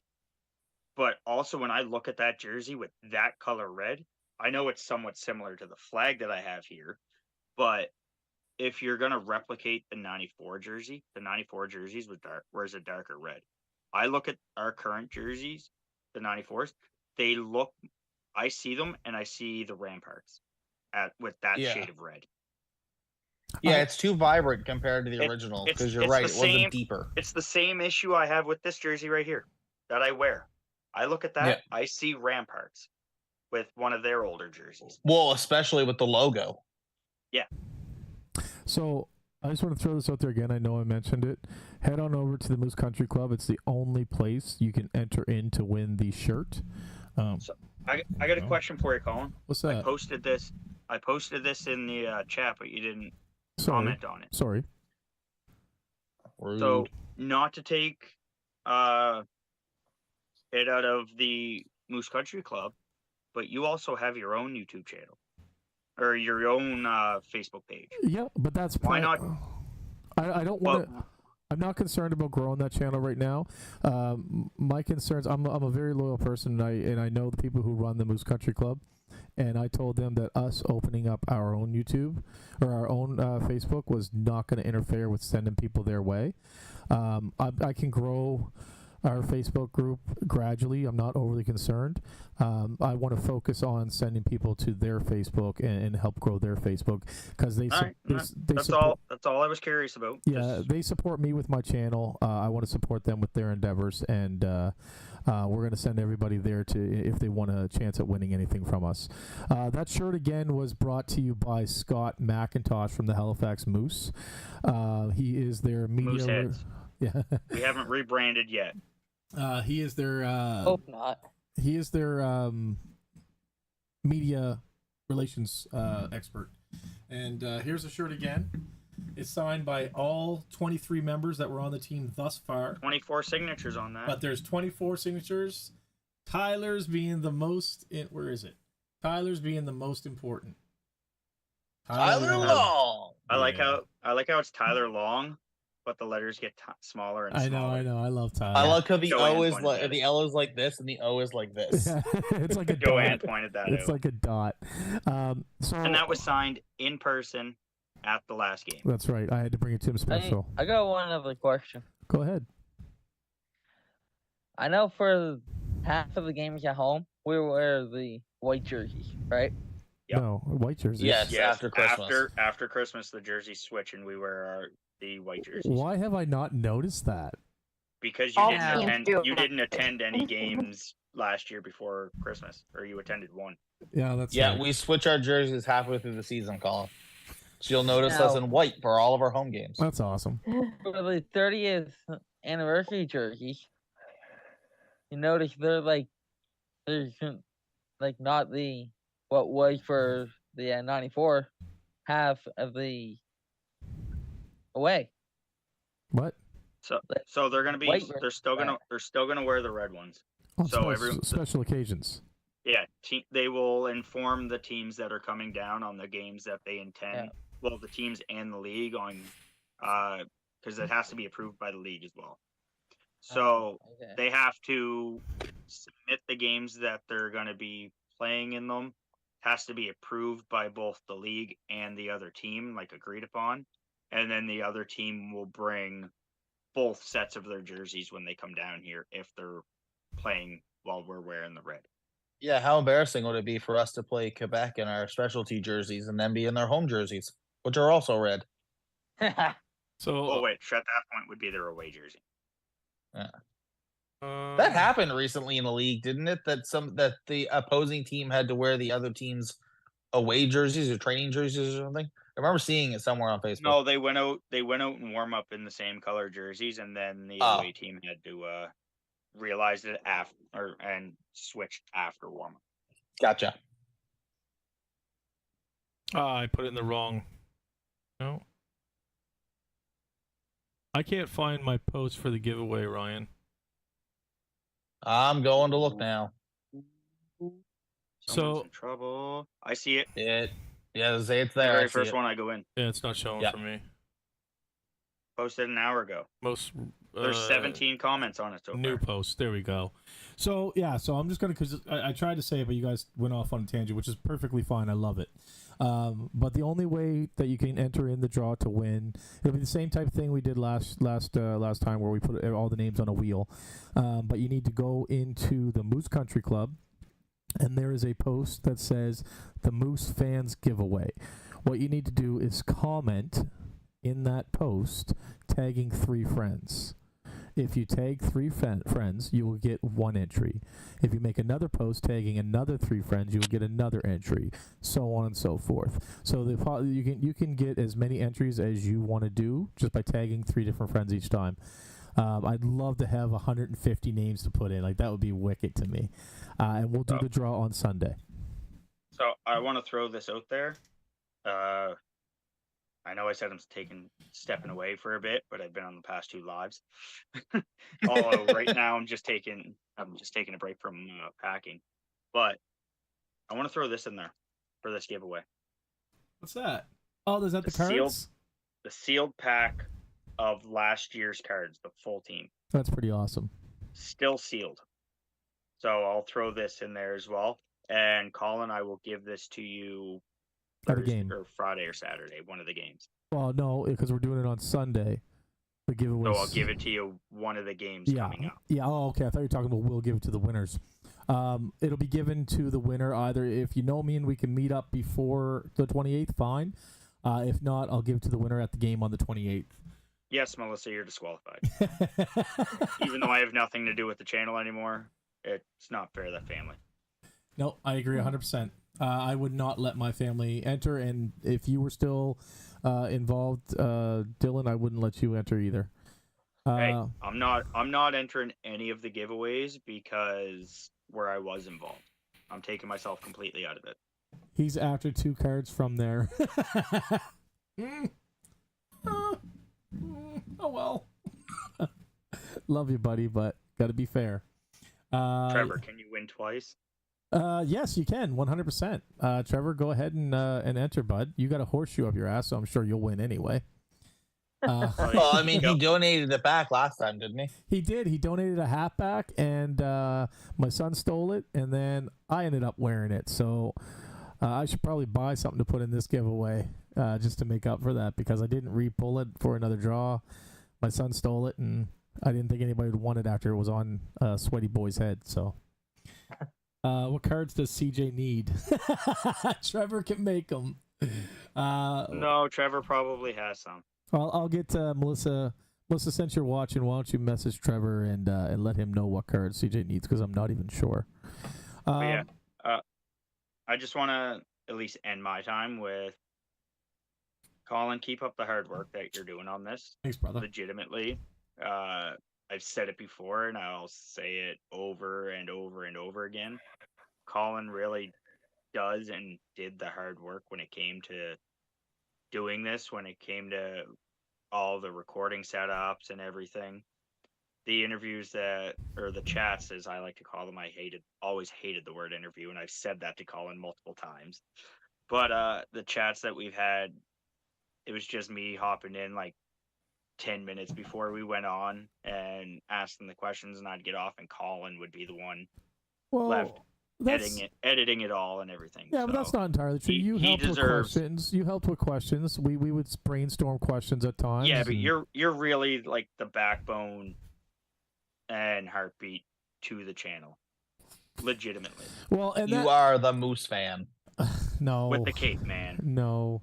I'm pretty new to this. It's just this is something I love to do, and I love talking about things that I enjoy. And you guys are all my friends, so this is basically just us hanging out. And anybody who else wants to join in, you can be my friend too. You know, that's pretty Whether much they chat or not. all it is, right? And then there's just Eden. And then there's Eden. I'm surprised she hasn't complained about Tim Hortons yet. I don't even get me started on that. She'll be very happy to know that she can have her Tim Hortons in Cape Breton. She just can't bring it in. I think, and just hear me out, okay? I think we should get a coffee machine at the game. You know, the stuff that you would buy at a gas station? I think that would be sufficient. What do you think, Ethan? They have a Van Hoot. Yeah. Oh, they have Van Hoot? What are you complaining for? Because 30 other rinks have a Tim Hortons in them. But we have coffee. Well, yeah. We have but coffee, we it's have not chocolate, Tim we have French vanilla. We have gluten-free donuts. I don't like French vanilla. We'll take that sounds like off the you, menu. bro. We will take that off the menu. We'll go to Eden does not like this. I've eliminated Dippin' Dots and nachos. Yeah, Dippin' Dots is too expensive for what you get. That's trash. And the nachos are disgusting. Are they? Yes, I agree. I had those. They're smothered in Thursday night. cold cheese sauce and jalapenos and like guacamole. I didn't get They're guacamole. soggy. They're soggy by the time you get them, and the cheese is ice cold. You know what though? Dylan had them. Or no, you had the pulled pork. Never mind. I had the pulled pork poutine, and it was absolutely amazing. Yeah, So- I've had that twice and it's cold too. So you know two things that Maybe are they just don't like you. The popcorn was better last game. It wasn't as salty, which I'm happy with. The water's Where really did you good. get your popcorn? The bottled water was really good. And the canned beer is reasonably priced. Where did you get your popcorn, Colin? Because Mel- Kenzie loves popcorn. Melissa Loves got it. it. And she Melissa- couldn't even get through a Melissa I got throw- one this time. I want to say a story Let's hear that happened on Friday. Colin, you were there for this, so you're going to know right away. End of the first period, we're standing there, and I come over to your seat, I'm chatting with you, and your daughter comes down the stairs with ice cream. All right? Todd. Good old Todrick was standing there, and he looked over, and he goes, just pretty much like staring at the ice cream, like mouth almost drooling on it. And we looked at her, we're like, where's Todd's ice cream? It's his birthday. And she goes, oh, I didn't get him one. He looked at your daughter and goes, it's okay. Sorry. He's the most apologetic guy in the world, like, in all honesty. The kid's amazing. I brought him a beer for his birthday, and he looked dumbfounded, like didn't know what to say. I'm like, it's for you. He's like, didn't say anything, and I walked away, right? You just Yeah. I love you, Todd. I really do, man. I think you're an awesome dude. Well, I mean, I want to say a real big shout out. I don't know your guys' names, and I apologize. I'm just really shitty with names, but I know you guys watch the channel. There's a mother and son, and I hope you don't mind me getting personal here. I apologize if I'm talking too much. You can tell me at the next game. There's a mother and son that sit behind me a few rows up, and we got to know them, and they're incredible people, really just salt of the earth people. They travel every day from Elmsdale to see the game. Stewiacke, wasn't it? Is it Stewiacke? Yes, you're right. It was Stewiacke. They travel a far I was standing away. next to you when she said it. So. They travel a far away, and she has had a hell of a time in the past few years, health-wise. But she got some good news. And I'm not going to say any more than that, but she got some good news, and it looks like she's going to be coming to Mooseheads games for years to come. I want you to know that we love your boy. He has an incredible personality and a wonderful soul, and you're doing an amazing job raising him, and I'm so happy that you're going to be here to spend a lot more time with him and more time with us. Yeah, that's all I got. I want to thank you for something. Uh-oh. Thanks for this. Oh, you're welcome, buddy. Yeah, Added into my collection. yes. It may be from me. It may be from somebody else. I don't know what's going on there. But Either yeah. way, thank you to whoever. You're welcome, man. But yeah, so that's all I got. If anybody else has anything to talk about, I'm down. I don't mind pushing this another 10, 15, 20 minutes. But if we're done, we're done. Yeah, I have stuff. I've just been sitting here waiting to talk. Well, we've It's been waiting an for Oh my hour and God, she 38 has minutes. words. You were the first person on here. Yeah. What do you got, Eden? But now that Dylan's on, I want Dylan's opinion on this because Oh, everybody, fuck everybody go. else. seems Dylan goes, I gotta go. Fuck everybody else, Because- just Dylan.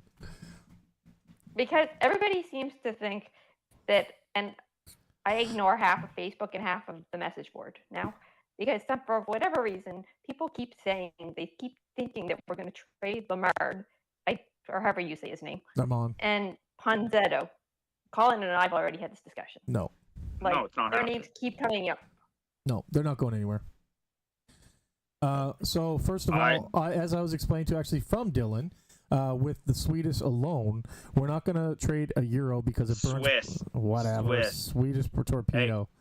Hey, it's not Attilio Batista. Yeah. We burn bridges later on with the Euro League, so we're not going to trade a Swiss. And Unless Lermont- it's a mutual exactly. deal. And Lermont he wasn't brought for us. He's not a point getter. If you look at his stats, and we got him knowing his stats, he's not going to score points. He's not going to get a ton of assists. He's there for 2 reasons and 2 reasons alone. There for speed. Well, I wouldn't even say speed. It's for the face-off circle because he has an incredible record in the face-off circle. And then his grittiness. He is an in-your-face, heavy body. And the first game we've seen that, I haven't seen it since. But I'm looking forward to seeing some grittiness out of him again because that first game, he was incredible up in Moncton. Absolutely incredible. Second game. He was absolutely incredible up in Moncton. He needs to get... That would have been his second third game. Second. Third. He played in Cape Breton. Did he play in Cape Breton? He played here, then he played Cape Breton. Oh, And okay, then it was yeah. Okay, that's right. Okay, I thought that it went Cape Breton, then home, then away. My bad. So it was his third game, but we also seen it in the first game with us with no practice whatsoever. He is better off in front of the goalie, keeping them boys away from our net. That's where he needs to be, winning faceoffs and being dirty in the boards. That's what we need from him. We didn't bring him. Trevor says he's going to score on Wednesday when him and I aren't there. We don't want him to score. We don't need him to score. Well, we do. We need everybody to score, but that's not why we got him. Right now we do. Goalie, goal. Goalie, goal. Okay, Tyler. So like I said, so there's other positions to play other than getting the puck in the net, and there's other crucial points we need players at that have certain skill sets, and his may not be scoring, but he has great attributes. What's your next? You're starting to make the team sound like the movie Taken. Right? I don't know who you are or what you have done, but I have a special set of skills. So, all right, what's your next question? Oh, that was one. Well, he almost did score Friday night. He hit the crossbar. What? He almost did score Friday night. Oh, he hit the crossbar. Burn down. Yeah, but that's not even counted as a shot. Yeah. It should be. Nope. He's going on Shot- that. And, A shot is a goal Yeah. or something that is stopped by a goaltender. Yeah, a post does not count as a goaltender. Then Although there's why been did nights. the empty net for Mathis count as a shot on goal? Because it was behind the blue The empty line. net was a goal. It was behind the blue line. No, it counted. I as know a shot. I know what you were going to say, Colin. That was going to be good. Was that? That the post should count as a goaltender sometimes. It should, 100%. There's a lot of times where it really helps us out. Sometimes it does better jobs than other goaltenders. Right? And I'm not bashing anybody in our team. I'm bashing in general, NHL, no matter what the league. Sometimes the post does a better job than the goaltender. Yeah, Yeah, Sam Knopf. Allen. Allen's trash. So do you have another one there, Eden? Let's hear it. You said you had 2 questions, Eden. That was only one. I didn't say I had 2 questions. You said a couple. Yeah, you did. You said a couple. Oh, that was the only one I could think of. Now, Eden, I'm going to say something to you, and with all due respect, okay, I'm not picking on you, but you're very, very, very vocal in the chat group, Yes. right? So you need to be more vocal here where it matters, and there's people can hear you, and hundreds of people tune in, and like, what is your concerns? You were talking about the survey. You were talking about trades. Oh yes. There was a That bunch you were survey talking was about. trash. I didn't even take it. Because It was it's not under 2 your name. questions. It was one. Oh, was it? Kenzie filled it out, not me. So. It was one question. Oh yeah, it was one question, and then what can we do for you? The other one was you can answer yourself. Yeah. Yeah. I don't even know. We all know what they can do for us. Get rid of Centerplate. So yeah. Yeah. You're really big on concessions. Clearly, Well, she likes her food. I don't really though. I don't really buy stuff up there. It's just I've watched Todd do it for so long that it's like. And you're overpriced. Well, Everything's overpriced, and that doesn't stop at the rink. For Christ's sakes, we upped No. our price. We're now charging $2 a square foot for painting a fucking wall. You know that doubled in Hey. price since last year. Did you guys Yeah. hear how to stop Eden from complaining about the concessions? No, Just get Todd to stop getting the food. that man needs his fuel. You leave him alone. God. I don't think there's anything that the Metro Center can do for us. Like for me personally. I mean, yes, things Party have platter at changed. the Roxbury and don't eat the rink. I agree, Trevor.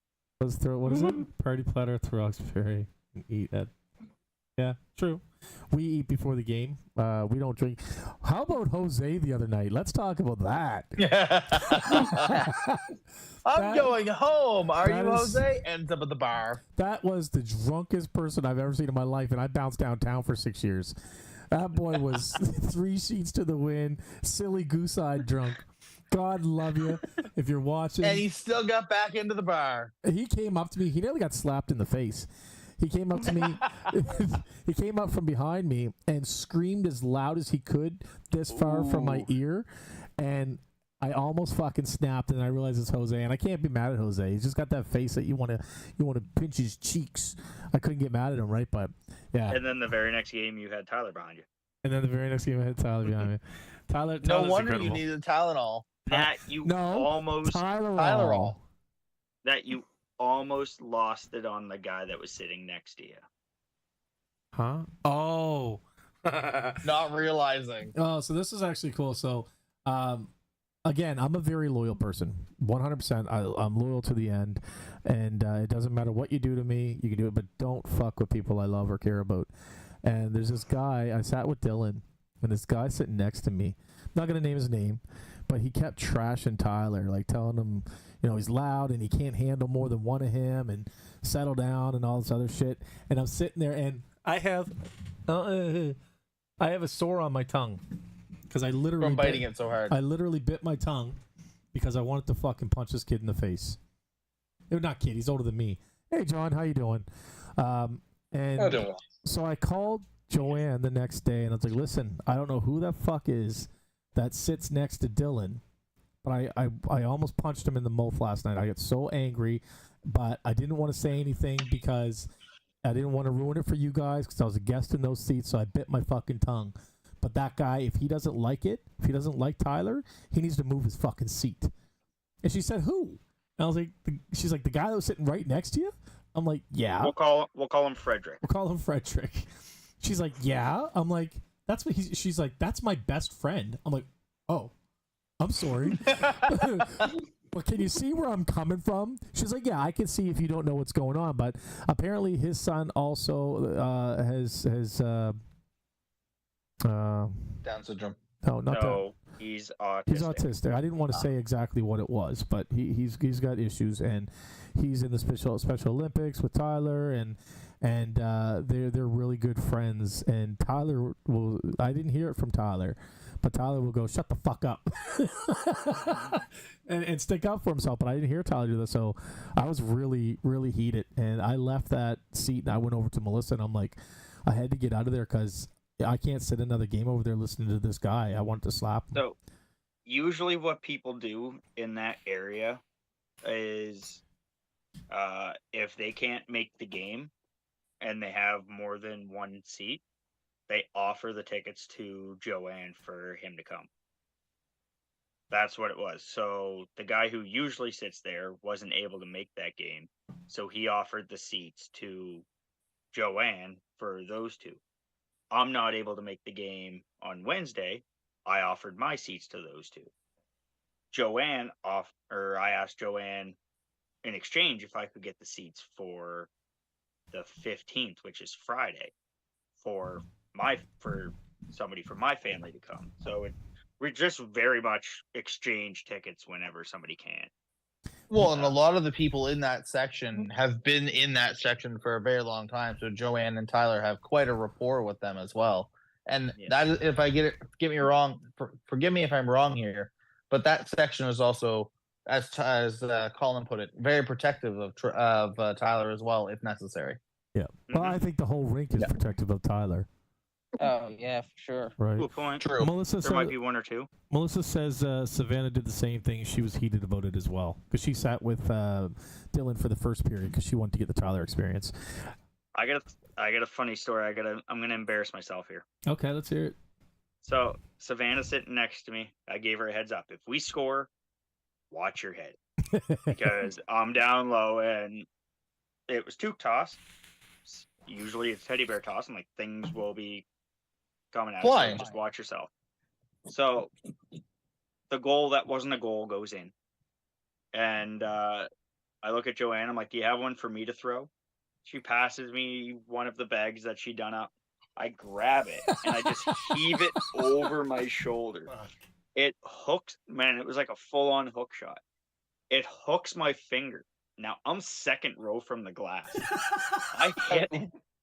I hit the top of the glass right in front of me, and it just falls down behind Ian. And I'm just like, I can't even throw it over the glass. But it hooked my finger, and it was just like, oh my god. Savannah almost fell over laughing. I almost fell over laughing. Hooked his finger. I'll have to go watch the replay for that. You probably won't see it, but it was dang it. It was fantastic. Who's bringing the belt, Dylan? I don't know. Give it to Sebastian. Here's the thing. Both of them are currently sitting in front of me, and I leave my house at 3:00 in the morning. Oh man! Oh, want to make a road trip? I'm actually debating on it. I don't know. Like we could last one game without them, right? Hey, Colin, want to make a road trip? We can make. You got your pick. We can make. You got your pick. We can make one game without them, right? No. They're a staple, Colin. They're a staple. You got one pick. You got a pick. I'm going black because it's got the year. Oh no, I go white. The black one should be I'm kind of retired. partial to the white one there. Yeah, the black one should be retired. That's why it hasn't been at the games too much. That should be retired. You should get a 30th anniversary one. Yeah. You paying for it? No. We'll start a GoFundMe. Honestly, I have it designed out. Yeah, I know you were telling me. Yeah. If we win the Mem Cup, you're definitely doing it. I have the design already done. I already have it sent off and it's approved. There's just got to be paid for. One of the reasons that I got to step away is one of the reasons that I can't do it at the moment. Dylan, I'm probably going to come out and grab it, by the way. I'll meet you somewhere. Okay. It'll be after we're done here, and me and the wife will probably come out after we put the kids to bed. John, sorry, bud. We got off on a tangent there. How you doing? Doing well. Keeping busy there. Yeah. Getting ready for a nice big homestand coming up. I missed you at the game. I was yelling John, and you didn't hear me. It was quite loud there, particularly on that Friday night one. Yeah, buddy. Every time I go into the game, I typically try to yell, "Hey, John!" and I get a little wave from him. And... Wait, we're glossing over one big thing that happened over during the Tuktas game too. Dumais tied the goal record. That's right. So yep, that is correct. He has the points with his record. Brother on the other team. So he now has the all-time points. He has the all-time assists, and he is tied for all-time goals. Yep. And John, me and you spoke. I don't know if we should go into too much detail, but are you able to talk about what we spoke about on Facebook? I'm trying to remember. Remember, I sent you a video of something they did in the NHL. Oh yes, I do remember that. Yes. A bit of the stuff with some of the like sing along type stuff there. Like Yeah, but for Jordan. for Jordan, yeah, I'm still working on that. Because fortunately we have a little bit of time there, being that I feel like he might be on a on a return trip to Gothenburg and coming up in the next few weeks. I agree. So that's definitely in the pipeline of something for the big moment, because do you want to explain it? Maybe you can go in a little bit before you guys that. get into that. Yeah. I want to point out that nobody told Ian that was the tying point or the tying goal for the record. Yeah. Well, I told Ian afterward. After that happened, he goes, "Wait, what?" I will say I told we both when Ian said that you had mentioned it on our comms there, our game director there, Ryan, reminded him that I also had mentioned the same thing there before the game started. So here's the thing: we talked about that before you joined, John. If there's a special birthday or a special moment, the whole team should know about that stuff. I mean, like the crew, like, so you guys should have been informed that it was Peich's birthday. And I think that was was Peich the one that I think BJ mentioned that during the Yes, BJ mentioned Did he mention it? Okay. Yeah. I didn't hear that. I figured it would come over the loudspeaker with Ian. Generally, when they've done that, and they either mention it with the in-game host, or they include it as part of the happy birthdays type stuff. Okay. Or the Moose Minute going. Yeah, or during the Moose Minute with Scotty. Yeah. Okay. So to talk about what me and John were discussing, I seen a really cool thing that they did for Brad Marchand when he got the hat trick. A very well known song struck up. Very loud in the arena, and at key points in the song, because it was a very well-known song, they would lower the volume for everybody to sing, and then it was really organic. It didn't seem forced. It was just a beautiful moment. So I sent the clip to John, and I said this would be great for something like when Dume breaks the record, and he says he's seen this done before in the NHL. And he's going to work on something to see if there's something, a known song that kind of fits the theme that everybody can sing along to. Now, John, that being said, is there any way you can talk to IT guys and have when you cut the music, that the words can be bouncing with a ball or something like that? It's a little bit tricky given our size of organization. I know we were able to do that. With the sing-along there with the NHL game, being that we had a whole graphics department down in Pittsburgh that were doing all that stuff for us. It's definitely an idea there that I'll pass along there. Yeah, and you guys do it already with Sweet Caroline and. No, we don't have the lyrics on the screen for those. Oh, we don't. Because so here's a little bit of the magic behind some of the stuff. So when we do the ones during the Moose games there, the only thing that is done on the video screen is the little, let's see what tonight's song is. Yeah. And the little thing. Do you do that voice? Yes, no, not in the video. That was like really good. That was okay, like almost. So I just for reference, Dylan, before I joined the Mooseheads, I've been an announcer in the ranks from high school through junior B. I've been doing that now 11 years, and that keeps me very busy. He does all the Cole Harbor games. Yeah, I do all the Auburn Drive High School. Yeah, I've been doing that one for now 11 years. But yeah, once that little clip is done, I sometimes will either have the in-game host do a little bit and then cues me, or at the end of the video, I just hit the music for whatever the sing-along is for that night. When the NHL was here, we had the sing-along was "Living on a Prayer" by Bon Jovi, and that was different because the graphics crew in Pittsburgh were able to embed the music into like almost like a video overlay type thing on the screen, so that you could have the lyrics with it. Yeah, and that would be helpful to know, to let people know to sing along, or even just to sing along. Just 100%, yeah. right? It definitely something to look out for there. Fingers crossed we can find a way to make it happen. Yep, 100%. I think that would be awesome. I think anything to support. Another thing that I noticed at the game that would add to the production is, Ryan, why do you keep coming up in 2 spots on my screen? Another thing that could be the app keeps crashing, so it keeps bringing me in 3 or 4 times in a row. I'm not sure what's going on. I tried on my laptop and my phone. Okay, so another thing that I noticed last game that we could do to help the production, because to me it's not just a game, it's a production, it's an event, it's a show. We had Ponzetto's mother in the building, all the way from Switzerland.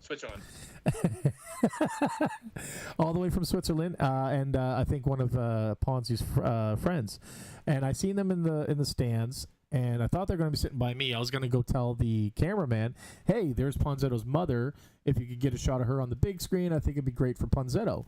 But it's stuff like that could be told to your guys' camera crew, your IT crew, so they can look out for it, right? Yeah, 100%. But it's stuff like that maybe necessarily she doesn't want to be on it. Maybe it was asked about her and she said no. No, because it really varies depending on the person. A lot of times when they're more high profile, it's much easier for us to do that. Because I know one example was earlier in the season, Ellie Black, the Olympic gymnast, was there, and we knew automatically she wasn't going to have any problem, and we got her right on camera quite quickly. Yep. The same thing when the points record was broken. Brandon Benedict, of course, was in the building, and we not only were we sure to get him up on camera, we had a split screen that to try to get him on one side and Dume on the other. I think that unfortunately, because of the quickness of that timeout, and like that stoppage in play, it didn't end up working out that way. But yeah.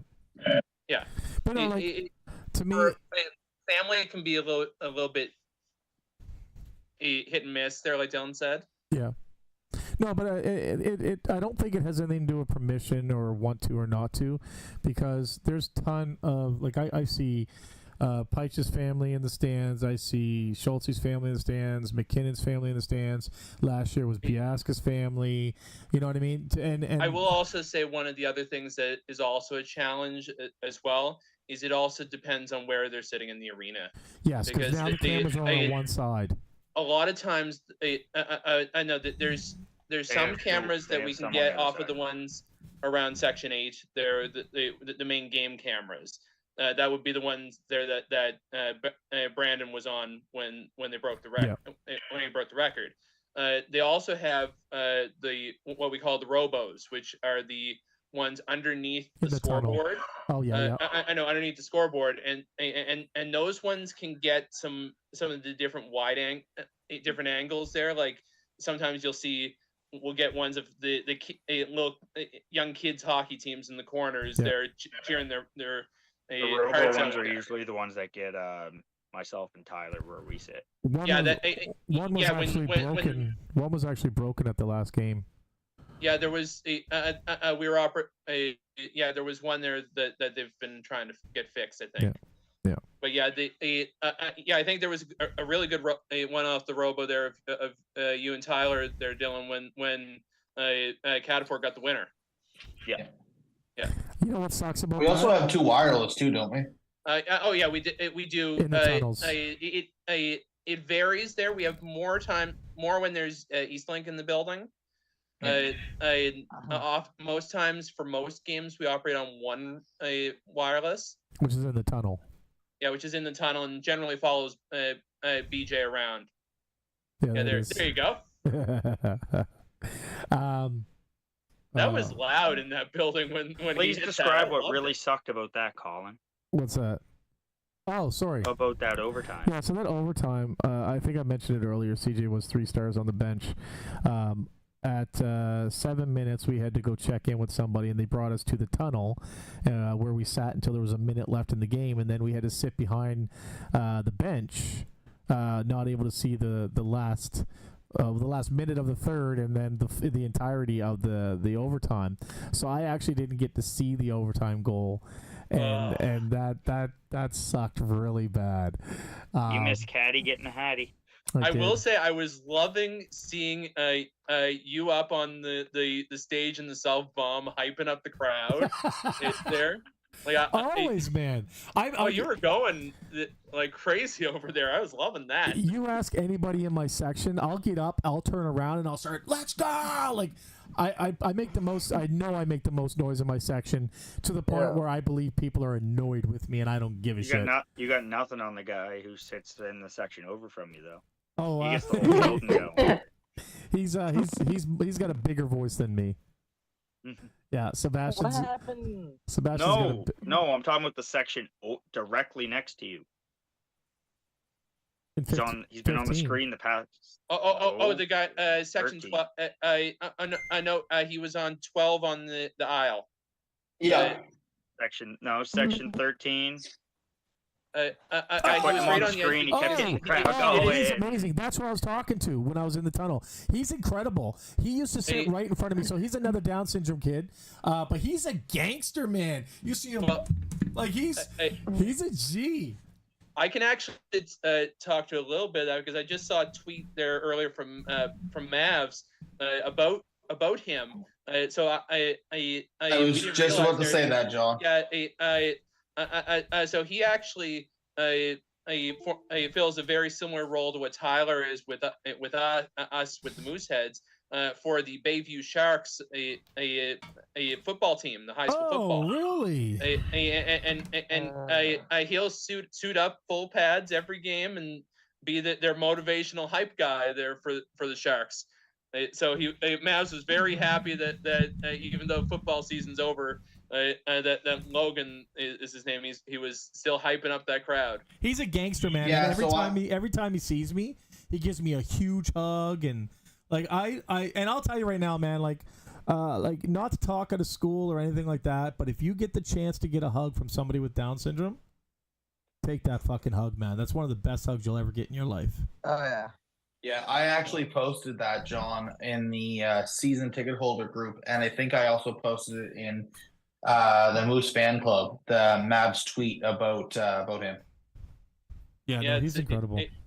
So awesome, and the crowd was absolutely electric every time we got him on.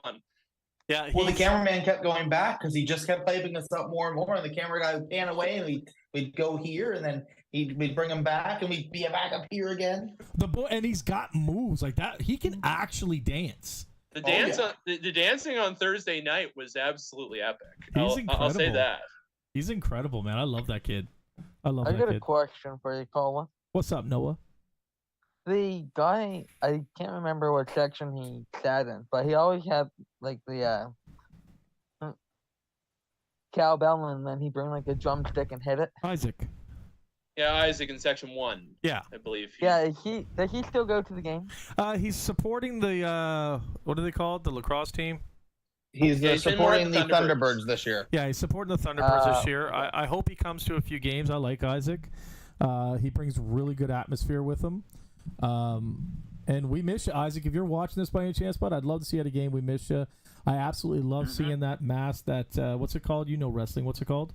Lucha Libre mask. Yeah, I love seeing that shit. And you're missed in the building, bud. So come on a show. Come to the game, man. We want to know what you've been up to. I absolutely still. So one of my favorite things there last year was whenever we got him up on camera with his cowbell on "It's a Long Way to the Top if You Want to Rock and Roll."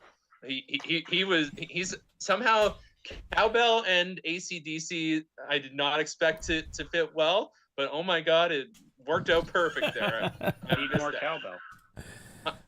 You can never have too much cowbell. I got a fever, and the only cure is more cowbell.